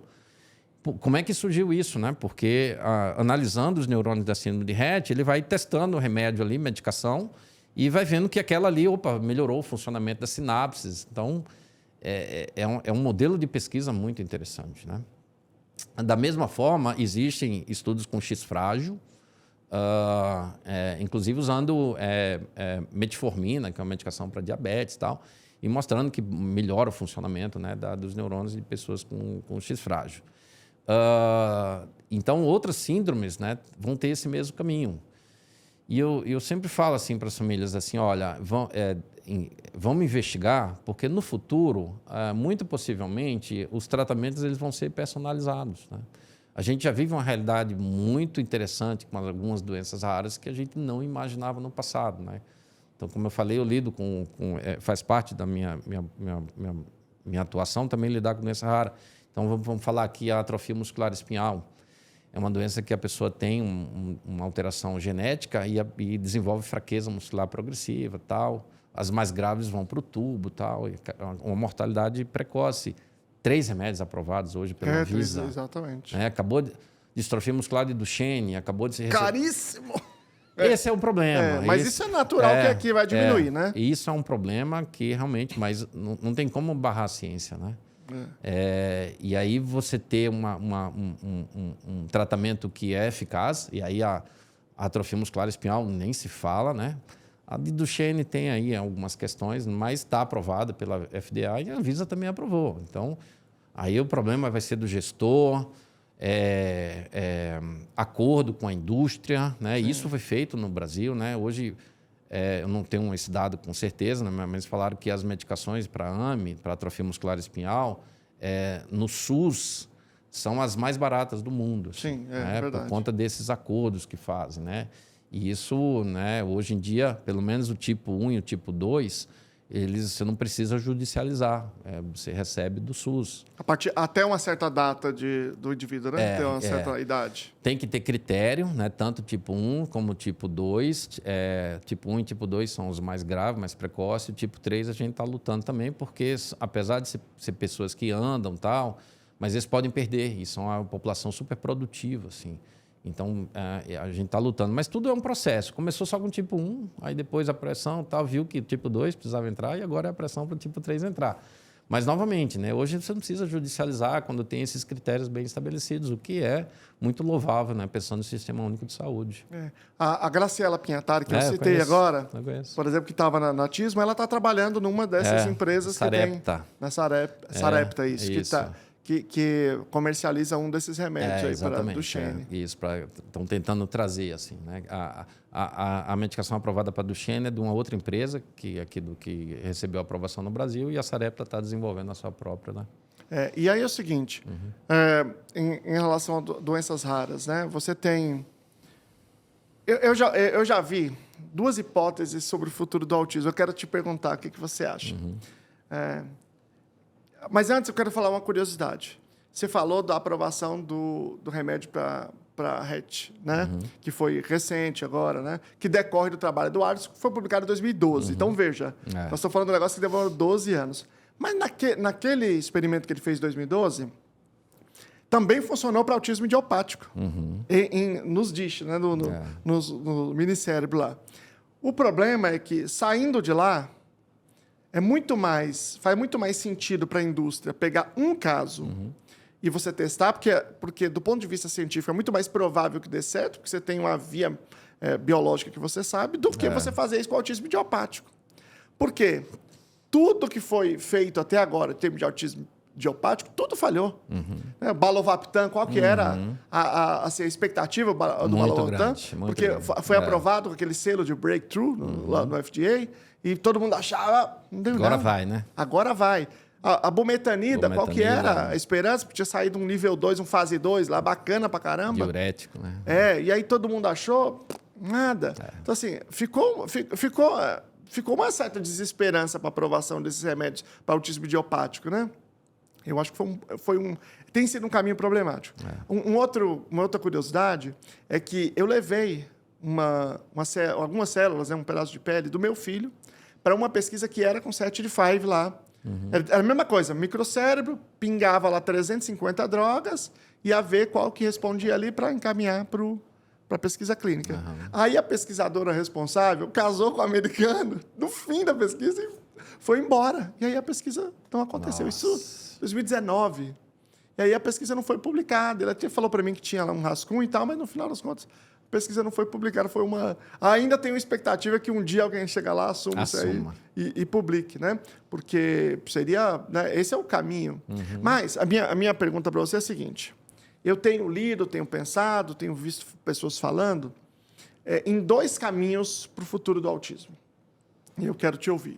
Um caminho é que ele vai virar milhares de doenças raras. Vai se dividir. Ou porque você descobre um gene, e aí, esses casos monogênicos, no entanto, a expectativa é que eles não sejam tão comuns, ou você vai formar também doenças raras, que é um conceito um pouco diferente, quando você tem um conjunto articulado de genes. É isso aí. Então, você tem assim, poligênico, você tem esses 100 genes que articulados, criam então criam um nome, criam categoria e tal, e aí eu vou fazendo um monte. Ou você tem uma outra situação, porque essas situações elas devem ser todas elas muito raras, mas você vai dividindo, Isso. mesmo sendo raras, você vai mapear todas em tese. Ou você vai dividir o autismo não por essa via de formação, mas por qual é o processo neurológico em que ele acontece. Esse aqui é por uma neuroinflamação, não sei aonde. Perfeito. Esse aqui é por uma degeneração no processo de sinapses, errada lá na poda, etc. e tal. O que me parece é que, quando você divide em milhares de doenças raras, qual que é o nosso problema, o nosso desafio? Você fazer um ensaio clínico para cada uma delas, para você 1 milhão. Não existe. E o outro, que se você pegar por processo biológico, em tese, o mesmo fármaco pode servir para vários outros. Assim, eu queria saber como é que você está vendo o futuro do autismo. Perfeito. Isso que você falou primeiro, né, por partes, né, a questão do monogênico. Para a indústria ter interesse, é preciso que a doença rara não seja tão rara assim. É isso, não tem como. Não espere, né, que uma doença que tem uma incidência de 1 para 1 milhão, ou mais rara ainda, doenças ultra raras, tenha realmente muito interesse da indústria, assim, porque não dá, né? É preciso, gasta muito, né, para pesquisar e eles precisam ter lucro depois, né? No Congresso, né, teve um americano que falou exatamente nesse mecanismo, assim, que está acontecendo, né, que ele chamou de abandono, né? Muitas pesquisas estão sendo abandonadas exatamente por uma perspectiva no futuro de não ter aprovação, enfim, e isso aconteceu. Antes de chegar nesse outro caminho, né, um outro pesquisador, que eu vi a aula dele, ele falou de um tema super interessante, assim, é possível, né, que haja alguns genes que eles são reguladores de outros, assim, é como se, assim, é uma herança poligênica, são vários genes alterados, mas existe, digamos assim, um maestro. E ele mostrou um gene que ele conseguiu estar nesse caminho, provar, que é o RFX3. O 7D5 também é um gene regulador. Um gene epigenético. Isso. Então, é possível que, identificando essas situações, você possa desenvolver mecanismos, né, de desenvolver tratamentos, aí a gente fala de medicação, pensando nesse mecanismo maior. É como se fosse assim, o gene está ali como um guarda-chuva, né, dentro de outras coisas, de outros genes. Acho que o futuro está muito mais nesse caminho segundo que você falou, né, que quando a gente analisa, né, esses 350 genes, eles são divididos em genes que atuam em sinapse, genes que atuam em neurogênese, genes que atuam em arquitetura, neuroanatomia. E aí mostra que esses subtipos, provavelmente, de autismo, que muitas vezes a gente vê na clínica, são decorrentes de subtipos de fisiopatologias diferentes. E esse é esse processo. Que há possivelmente um número de genes alterados ali que levam a um caminho, né? Como você falou, neuroinflamação, problemas de diferenciação celular e principalmente sinaptogênese, sinapse. E aí, possivelmente, em vez de desenvolver drogas para uma mutação específica, embora eu acho que isso vai aumentar, cada vez mais vai se descobrir mais genes relacionados a isso, esse número que hoje não herdado, assim, de 10%, talvez vai aumentar para 20%, 30%. Mas acho que o caminho é esse, de você encontrar, a ciência encontrar medicações que atuam nas vias, né? Por exemplo, existe uma doença rara que não é tão rara assim, que é a esclerose tuberosa, complexo esclerose tuberosa, que dá muito autismo, mas dá epilepsia, enfim, que existe e todo mundo conhece, já a via dela, que é a via do mTOR. E aí existe uma medicação específica, né? Rapamicina, e até um outro agora que eu não me lembro, que é um derivado da rapamicina, que ela atua na via. Então, é uma doença que também causa um procrescimento, assim, de risco de câncer, de crescimento de amartomas, exatamente por uma alteração dessa via. E essa medicação atua nessa via. Então, eu acho que vai ser o futuro do autismo da mesma forma. Agora, eu sei que a gente não tem uma boa resposta para isso, tá? Mas, só para levantar a poeira aqui, eu penso muito sobre isso. E o Alisson já falou sobre isso muitas vezes. Vamos imaginar que a gente chega a esse caminho que você está falando, certo? Ou que a gente desenvolva alguma técnica genética, de edição genética, tipo CRISPR, que vá atuar nisso aí. Ela vai funcionar para quem é maior ou só para bebês? Porque quando você está formando o processo de arquitetura. Vamos pensar aí no que a gente tem hoje, né, como a síndrome de Rett, em que a medicação foi testada numa população e a resposta, claro, obviamente, você vai ter melhor resposta em crianças menores. A gente faz também o mesmo paralelo com outras doenças genéticas que têm tratamento. Eu acho que vai haver, talvez, algum tipo de melhora clínica, né, nas pessoas que têm idade mais avançada, mas não é esperado, né, que haja uma grande mudança assim. A partir do momento que você consegue regular uma via e aquele neurônio começa a funcionar de maneira mais fisiológica, é claro que você pode ter alguma expectativa. No entanto, toda uma arquitetura cerebral que foi construída lá desde os primeiros anos de vida, com todo o mecanismo de migração neuronal, o mecanismo de formação da substância branca, que é a mielina, que a gente sabe que quando a gente nasce ela não está 100% formada, ela vai sendo formada ao longo do tempo, e isso, mecanismos genéticos são importantes, mecanismos de uma estimulação correta, né, para você construir essas estradas corretamente, já vai estar solidificado, né? Então, não tem como, vamos dizer assim, mudar uma arquitetura, né, que já está preenchida, né? É como se assim o prédio já tivesse pronto, né? E aí como é que você vai? Mas foi criado tá a risco de cair, né? Então você pode, né, colocar uns alicerces e tudo, então fazendo esse paralelo, mas não tem como derrubar e construir de novo, né? Então, quer dizer, às vezes tem, né? Não tem como, é outro jeito, mas no cérebro a gente não consegue fazer isso.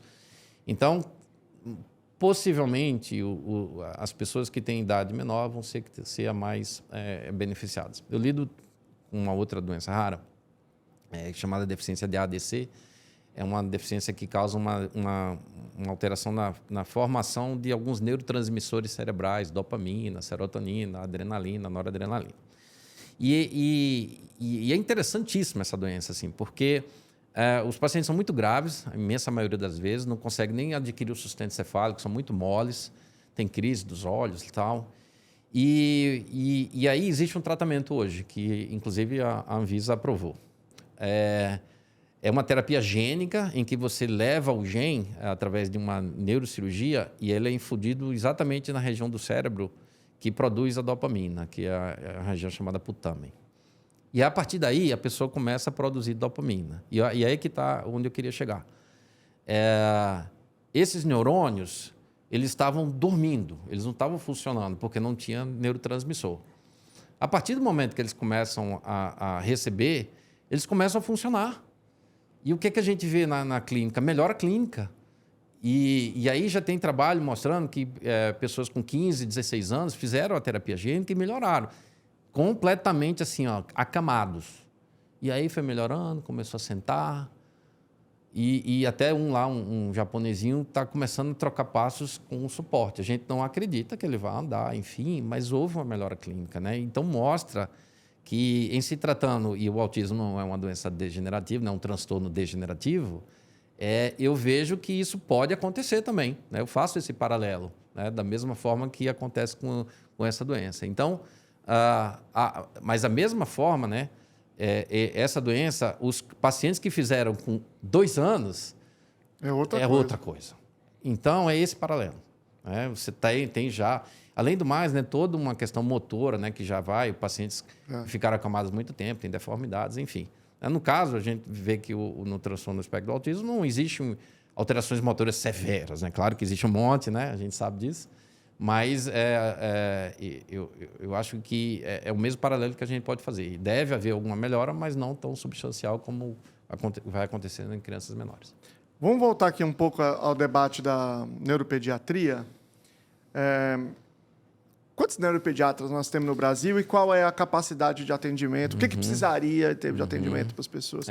Neurologista infantil, sei da discussão. Olha, isso é um debate assim que eu já desisti. Assim. A gente tinha muitos defensores, né, de que assim deve ser chamado neurologista infantil, neurologia infantil e da adolescência e tal. Eu já abandonei um pouco. O neuropediatra, para mim, já virou... Tá bom, né? Tá bom, sabe? É uma energia, né, que não precisa ser gasta, né? Tem tanta coisa mais importante, né? Também gosto um pouco do estoicismo, assim.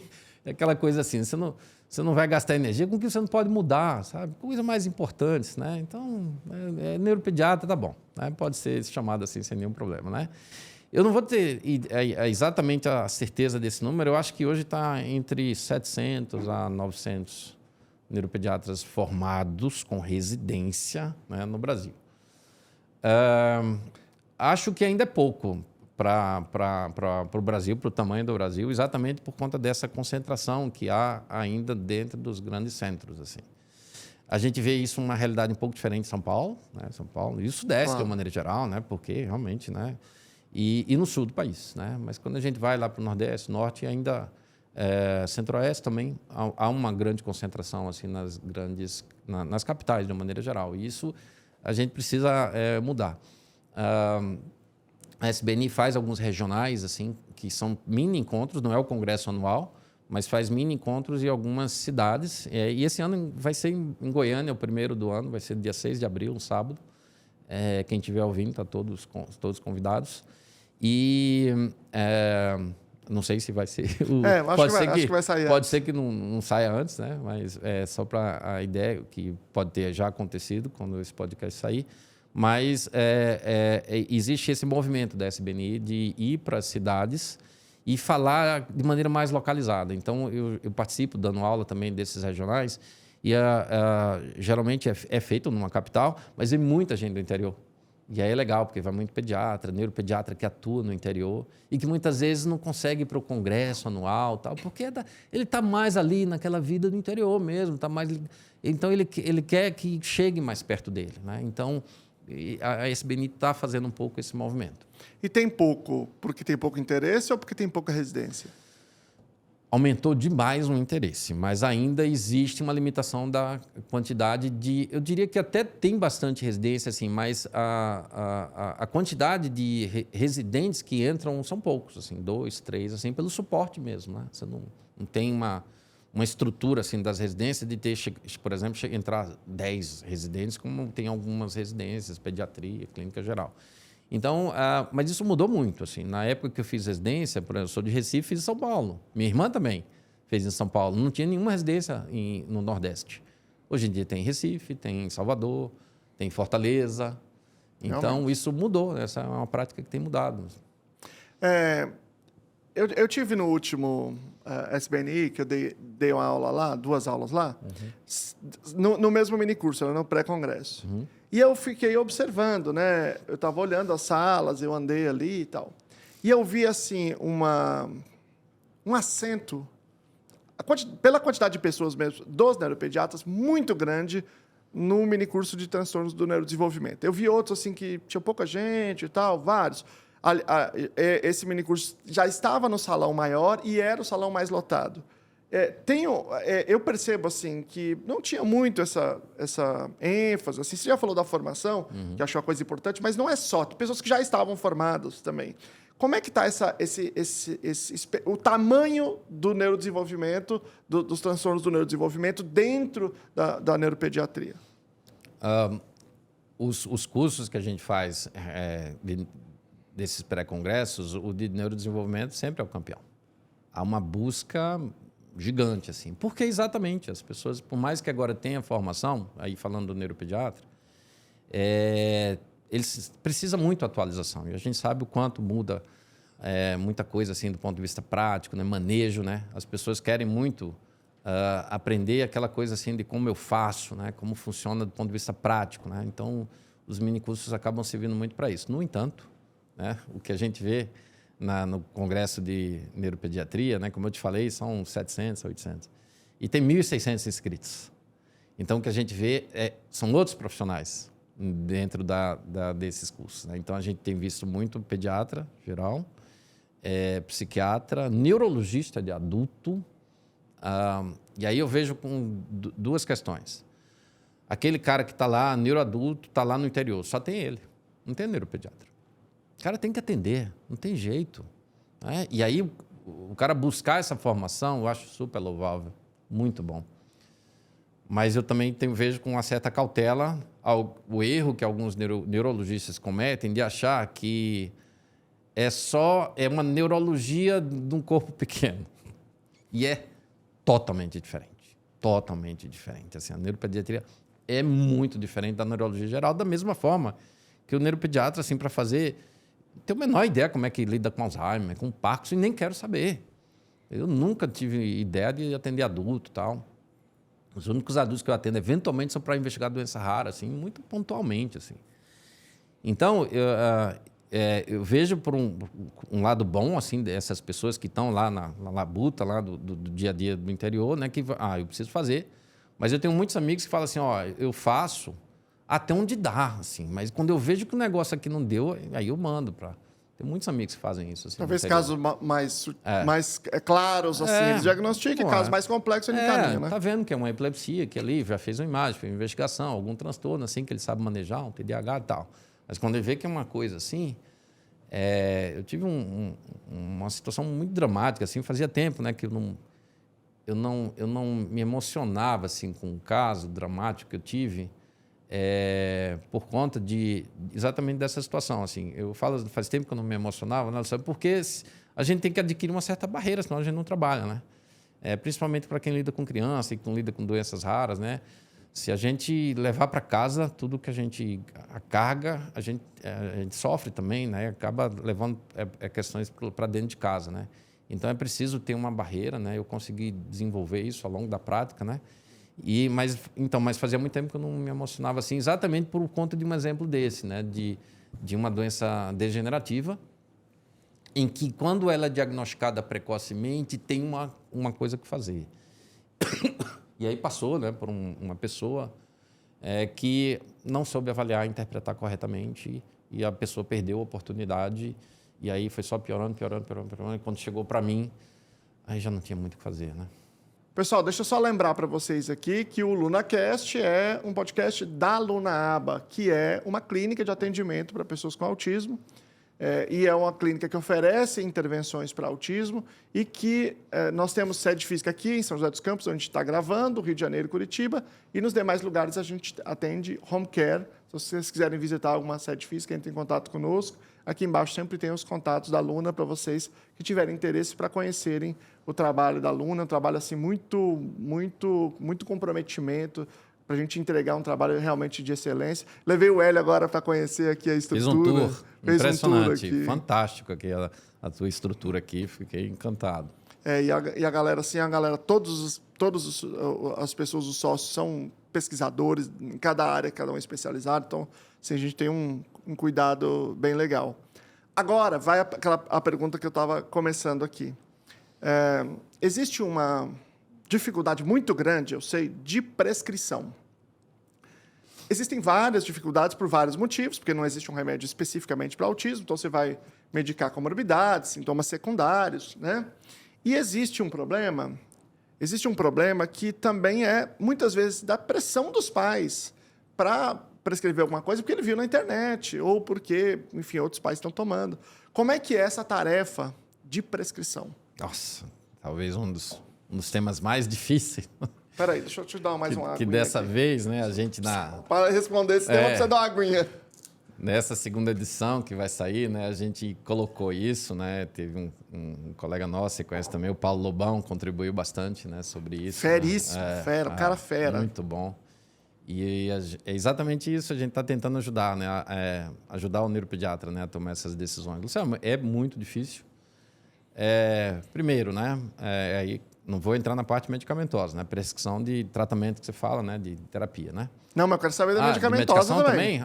Não, então vamos lá, começar. Primeiro, né, precisa entender, e aí o curso de aba que eu fiz, né, me ajudou muito a fazer essas interpretações, assim, né? De entender, né, que qual é o papel realmente da medicação dentro do espectro do autismo e dos transtornos maiores do neurodesenvolvimento, né? Por quê? Né? O que a gente acaba vendo na prática é que muito da busca por tratamento medicamentoso que as famílias almejam, na verdade, não tem indicação de tratamento medicamentoso, né? Porque puramente está sendo mal conduzido.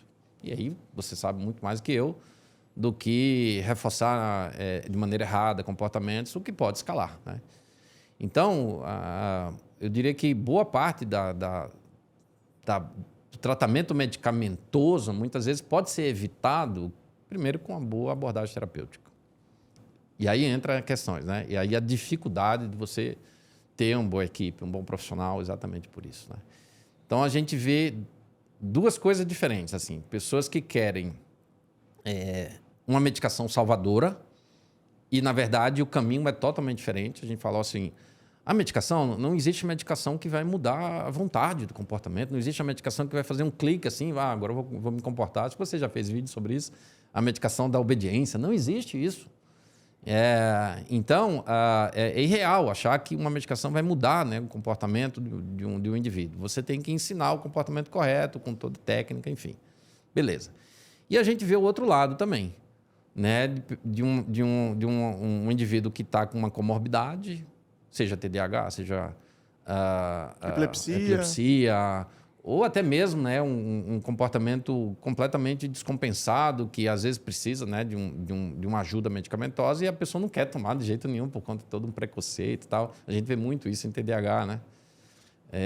Não quer de jeito nenhum. E talvez, né, o TDAH é uma das situações assim que o tratamento medicamentoso ele se impõe, ele está como primeira escolha. O tamanho de efeito é enorme, maior, né? Muito maior. Medicação, depois medicação com terapia, né, e depois só terapia, né? Quer dizer, medicação e terapia, depois só medicação e depois terapia. Então a medicação está lá, né? Então a abordagem medicamentosa ela é desafiadora também para você fazer entender. Às vezes eu falo assim para as famílias, seria muito mais fácil para mim aqui fazer assim, tá bom, então vamos tomar aqui uma prescrição tal, mas eu paro, eu sento. E aí vou explicando exatamente, tento mostrar como funciona o comportamento infantil, tal, todas questões relacionadas a reforço, tal, e para que a família entenda. Mas não é fácil, né? A gente sabe que não é fácil, principalmente com o corre-corre das famílias, né? Tem situações, né, que o uso da medicação ela se impõe, e aí, por exemplo, os distúrbios do sono. Porque duas coisas, né? Primeiro, quando há uma necessidade mesmo, porque a gente vê que existe um transtorno do sono muito importante. E o outro lado, que mesmo que seja também por questões comportamentais, a família precisa descansar, né? Então, não adianta, né, ficar só, vamos sentar, vamos trabalhar, não sei o que tal. Isso pode ser feito, mas em paralelo, porque as famílias precisam descansar. Já recebi famílias assim, que não dormiam há 1 ano, assim, mesmo que a gente saiba que Já estive nessa posição. Mesmo que a gente saiba que é por alterações do comportamento, assim, que foram mal acostumadas, tal, né? Isso eu tenho trabalhado agora já de maneira muito preventiva, assim, né? Eu falo, bebê, assim, chega lá para mim 6 meses, né? Como é o ritual para dormir? Não, ele dorme mamando. Opa, não. Ele não vai fazer isso acontecer. Ele tem que aprender a dormir sozinho, né? Então, assim, mama. Mas ali, fica conversando com ele e tal, depois de mamar, faz a higienização, coloca no berço. Ou seja, quanto mais cedo a pessoa aprender a dormir sem ritual, muito menor o risco de desenvolver problemas para adormecer. Mas o perfil do brasileiro, latino, de uma maneira geral, é totalmente diferente. Todo mundo quer ninar, né? Quem não gosta de ninar, fazer a criança adormecer e tal, né? Então, os distúrbios do sono... Deixa eu só fazer um comentário. Pô, a pediatra falou isso para mim, cara. Ela me deu essa dica e eu não ouvi. Falei, não é assim.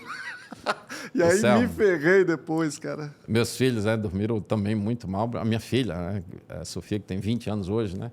Ela dormiu muito mal também. E foi na época que eu fazia medicina do sono, né? E eu tentava fazer as coisas assim, E minha esposa falava, tá vendo? Aí faz medicina do sono e a gente sofrendo desse jeito. Mas ela tinha um distúrbio, ela acordava, tal. Era difícil, acordava muito cedo, tal. Então, assim, tem casos que precisa realmente uma abordagem medicamentosa até para a família garantir, né? Então, a gente tem poucas opções, né, liberada para autismo, né? A gente lida só hoje com 2 antipsicóticos, né, neurolépticos, né, que é o aripiprazol e a risperidona. Risperidona liberado para crianças acima dos 5, aripiprazol acima dos 6, mas a gente dá antes, quando é necessário, né? Então, assim, a experiência prática, né, toda a medicação ela é inicialmente testada na população adulta, né, e a gente vai jogando isso aqui. Até hoje tem antiepiléticos que tem lá a pressão adulta e a gente usa em bebê e tal. Mas é claro que a gente sempre deve evitar. Além do mais, existe todo um arsenal medicamentoso para tratar as comorbidades, né, como TDAH. Apesar de haver uma peculiaridade, né, nem todo paciente autista com TDAH responde, por exemplo, bem a psicoestimulante, né, tem toda uma questão do tamanho do efeito que ele vai ter, né, com maior risco de efeitos colaterais. Então, esse arsenal terapêutico também tem que saber usar com muita cautela. E a melatonina? Acho interessante, a gente tem alguma evidência, né, mais robusta em relação à melatonina, com alguma...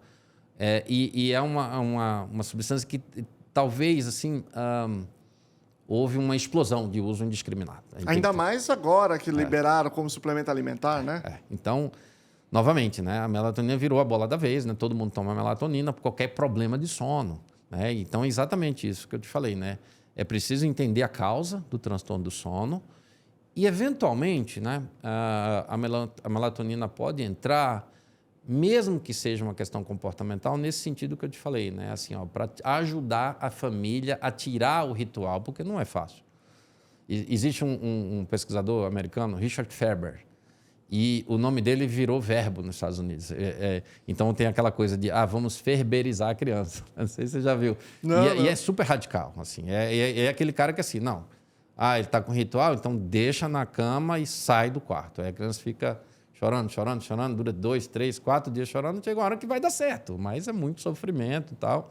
Então, a gente não faz isso, né? A gente vai tirando os rituais gradualmente, né? E aí, com isso, eventualmente, eu dou uma medicação para ajudar a família nesse processo, mas sabendo que é temporário. Né? Mostro para ela que não há um distúrbio do sono, e sim é uma insônia comportamental, principalmente essa de iniciar o sono. Mas aí eu uso exatamente para ajudar a família nesse início desse processo. Isso era uma coisa que antigamente se usava muito em aba, né? Uhum. Você fazer extinção no comportamento. Isso. Você deixa o indivíduo chorando. E isso, a gente tem uma demonstração experimental muito grande em relação a isso, de você desenvolver o desamparo aprendido, de você ter aquilo ser muito aversivo, e todo aquele contexto, aquele profissional, todo mundo ali ficar muito aversivo. Então, realmente, é uma coisa que traz uma série de questões, desafios importantes. Né? A extinção deve ser evitada. Existem outros modelos melhores, né, para trabalhar comportamento. Né? Exatamente. Agora, você trabalhou muito com Zika vírus. Como é que é a relação do Zika vírus com o autismo? Interessante isso, né? Porque a síndrome congênita do Zika vírus foi uma síndrome extremamente grave. Então, no primeiro ano de vida, o que chegava para a gente, o que a gente viu, né, e que a gente documentou muito bem, são crianças que desenvolveram paralisia cerebral grave, né, formas bilaterais, né, com muito comprometimento, déficit visual, déficit auditivo, muita disfagia, dificuldade de deglutição, necessidade de gastrostomia, ou seja, crianças muito comprometidas. Né? Então, com o passar do tempo, algumas que começaram a desenvolver algum tipo de habilidade que foram melhorando, ou algumas crianças que não tiveram lesões tão graves, a gente começou a ver alguns casos assim também que se enquadravam dentro de algumas características de autismo. Né? É um desafio grande, porque como são crianças muito comprometidas, né, como é que você vai avaliar? Né? Mas, novamente, né, quando a gente viu algumas crianças que melhoraram, a gente viu que existia uma parcela que, mesmo assim, tinha algumas características mesmo sem déficit visual, não ter um contato visual bom, mesmo sem cadeirante, mas não demonstrava interesse por brinquedos, tal, né? E isso a gente começou a selecionar algum desses casos. E aí teve uma pesquisadora, Patrícia Beltrão Braga, né, que Da fez USP, da USP, fez um trabalho muito legal e a gente foi parceiro dela, em que ela selecionou esses casos e aí fez também a mesma coisa, né? Coletou DNA e tal, e fez minicérebro também. E ela viu, dentre a fisiopatologia lá do Zika vírus, né, e todo o tropismo que o Zika tem em fases precoces, né, em áreas relacionadas à neurogênese, que existia, né, um processo inflamatório de produção de interleucinas, enfim, semelhante ao que acontecia também em autismo, que também era o trabalho dela. E aí, como houve uma prevalência das nossas séries, não me lembro agora se foi 2 ou 3 vezes a prevalência do autismo da população geral, ela propôs essa hipótese, né, de que também o Zika vírus, precocemente, também pudesse fazer parte dessa fisiopatologia, já que existem vias em comum, né, com que a gente conversou em relação ao autismo. E aí houve uma publicação, a gente mostrou, mas ainda assim foi bastante questionado, demorou muito, assim, porque os revisores bateram muito em cima, né, por conta exatamente disso. Como é que você faz diagnóstico de autismo, né, numa criança super comprometida, né? Então a gente utilizou a CARS, não conseguia usar outra escala mais estruturada, tal, mas finalmente, né, foi aceito numa revista boa e foi mais uma contribuição boa para a ciência. E também é muito mais difícil para nós usar a EIDOS e a 2 e a ADR, porque é muito difícil. Agora tem começado assim, as revistas de impacto, aumentado a aceitação de países subdesenvolvidos de outras escalas, que você tem mais facilidade. Agora é muito difícil. É difícil a revista de impacto aceitar, né, coisas que não seja da EIDOS e a ADI revisado. Né? Agora tá melhorando um pouquinho, espero que melhore. Hélio, poxa, não tem como te agradecer. Você estava o Hélio estava em São Paulo no congresso, falei, pô, Hélio, um jeitinho, dá um tempinho. Já tinha tentado algumas vezes, já tinha tentado lá no Aprender Criança, eu acho, né? Isso, E aí não tinha dado certo. Eu não fui para Aprender Criança, tive que fazer online porque eu adoeci e tal. E aí agora deu certo, e porque mora mais longe, né, em Goiânia. Poxa, foi um super papo, muito legal. Eu vou te entregar aqui esse presente, que é esse livro. Agora vocês vão ver que tem aqui, ó, um microfone para fazer uma redundância aqui, por isso que eu deixei o livro aqui. Não é para exibir o livro, mas se bem que eu posso se exibir também. Também não tá errado. Esse livro eu publiquei em 2023. Apesar de ser de educação especial, né, crítica à pseudociência em educação especial, eu discuto muito método científico, como que no Brasil nós temos um problema. Aliás, nós não vamos encerrar ainda não. Eu tenho uma última pergunta, e essa pergunta afeta muito a mim. Como é que é a relação sua e os pacientes com a escola? Acho que não difere muito assim dos problemas que você já vê com outros colegas, né? E essa relação entre a escola é desafiadora também. Assim, eu vejo que a escola não adianta ter só uma lei, né, que diga que a escola precisa fazer. Eu entendo o papel dela, mas ela também precisa entender o papel que ela representa, né, nessa situação. E não adianta ficar tentar desviar a responsabilidade, né? Da mesma forma que assim eu não sou gestor de plano de saúde, eu não estou lá para entender os problemas. Eu entendo os problemas, mas a solução eu entendo que é difícil, mas é o papel deles, né? Eu vejo que a escola também está nesse local, está nesse caminho. É preciso encontrar uma mínima situação básica para que possa as coisas funcionarem ali dentro, né? Então, eu tenho exemplos bons de escolas que tentam, pelo menos, assim, ter um movimento proativo de mudança. Pode não ter a acurácia técnica, mas tem uma disposição, né? Um diálogo. Quando a família chega assim...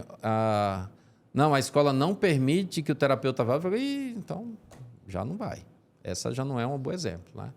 Então, que pelo menos assim, que ela permita que haja uma mudança ali dentro da estrutura em que se disponibilize a fazer adaptação de material, adaptação de conteúdo, que consiga ter um PEI.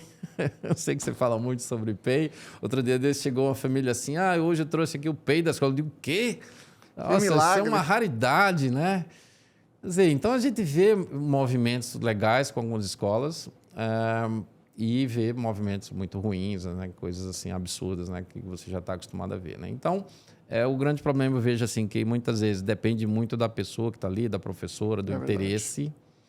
E aí tudo aquilo, né, que eu vivi com meu filho, né? Também eu vejo com as famílias assim, tem uma professora legal, a gente habilita, a escola deixa, tal, aí a gente faz curso, ela faz supervisão com a equipe e tal, aí no outro ano é outra. Aí começa tudo de novo, né? Mas de uma maneira geral, né, Luciano, assim, se não há, eu não sei se a realidade em São Paulo é diferente no sentido assim, há umas escolas modelo, né? Mas pelo menos na minha região não há nenhuma escola modelo, mas pelo menos há bons exemplos, né? Que eventualmente acontecem, né? E isso ajuda pelo menos assim na condução. Tomara que inspire outros, né? O estado de São Paulo é péssimo, talvez um dos piores do Brasil. Agora, tem municípios que realmente fazem trabalhos interessantes e aí eventualmente você tem alguns modelos. Hélio, muito obrigado, super papo. Muito bom, foi muito bom. Acho que conseguimos fazer um debate aqui de alto nível para o nosso público. Pessoal, um grande abraço para vocês, a gente se encontra no próximo LunaCast. Obrigado, gente.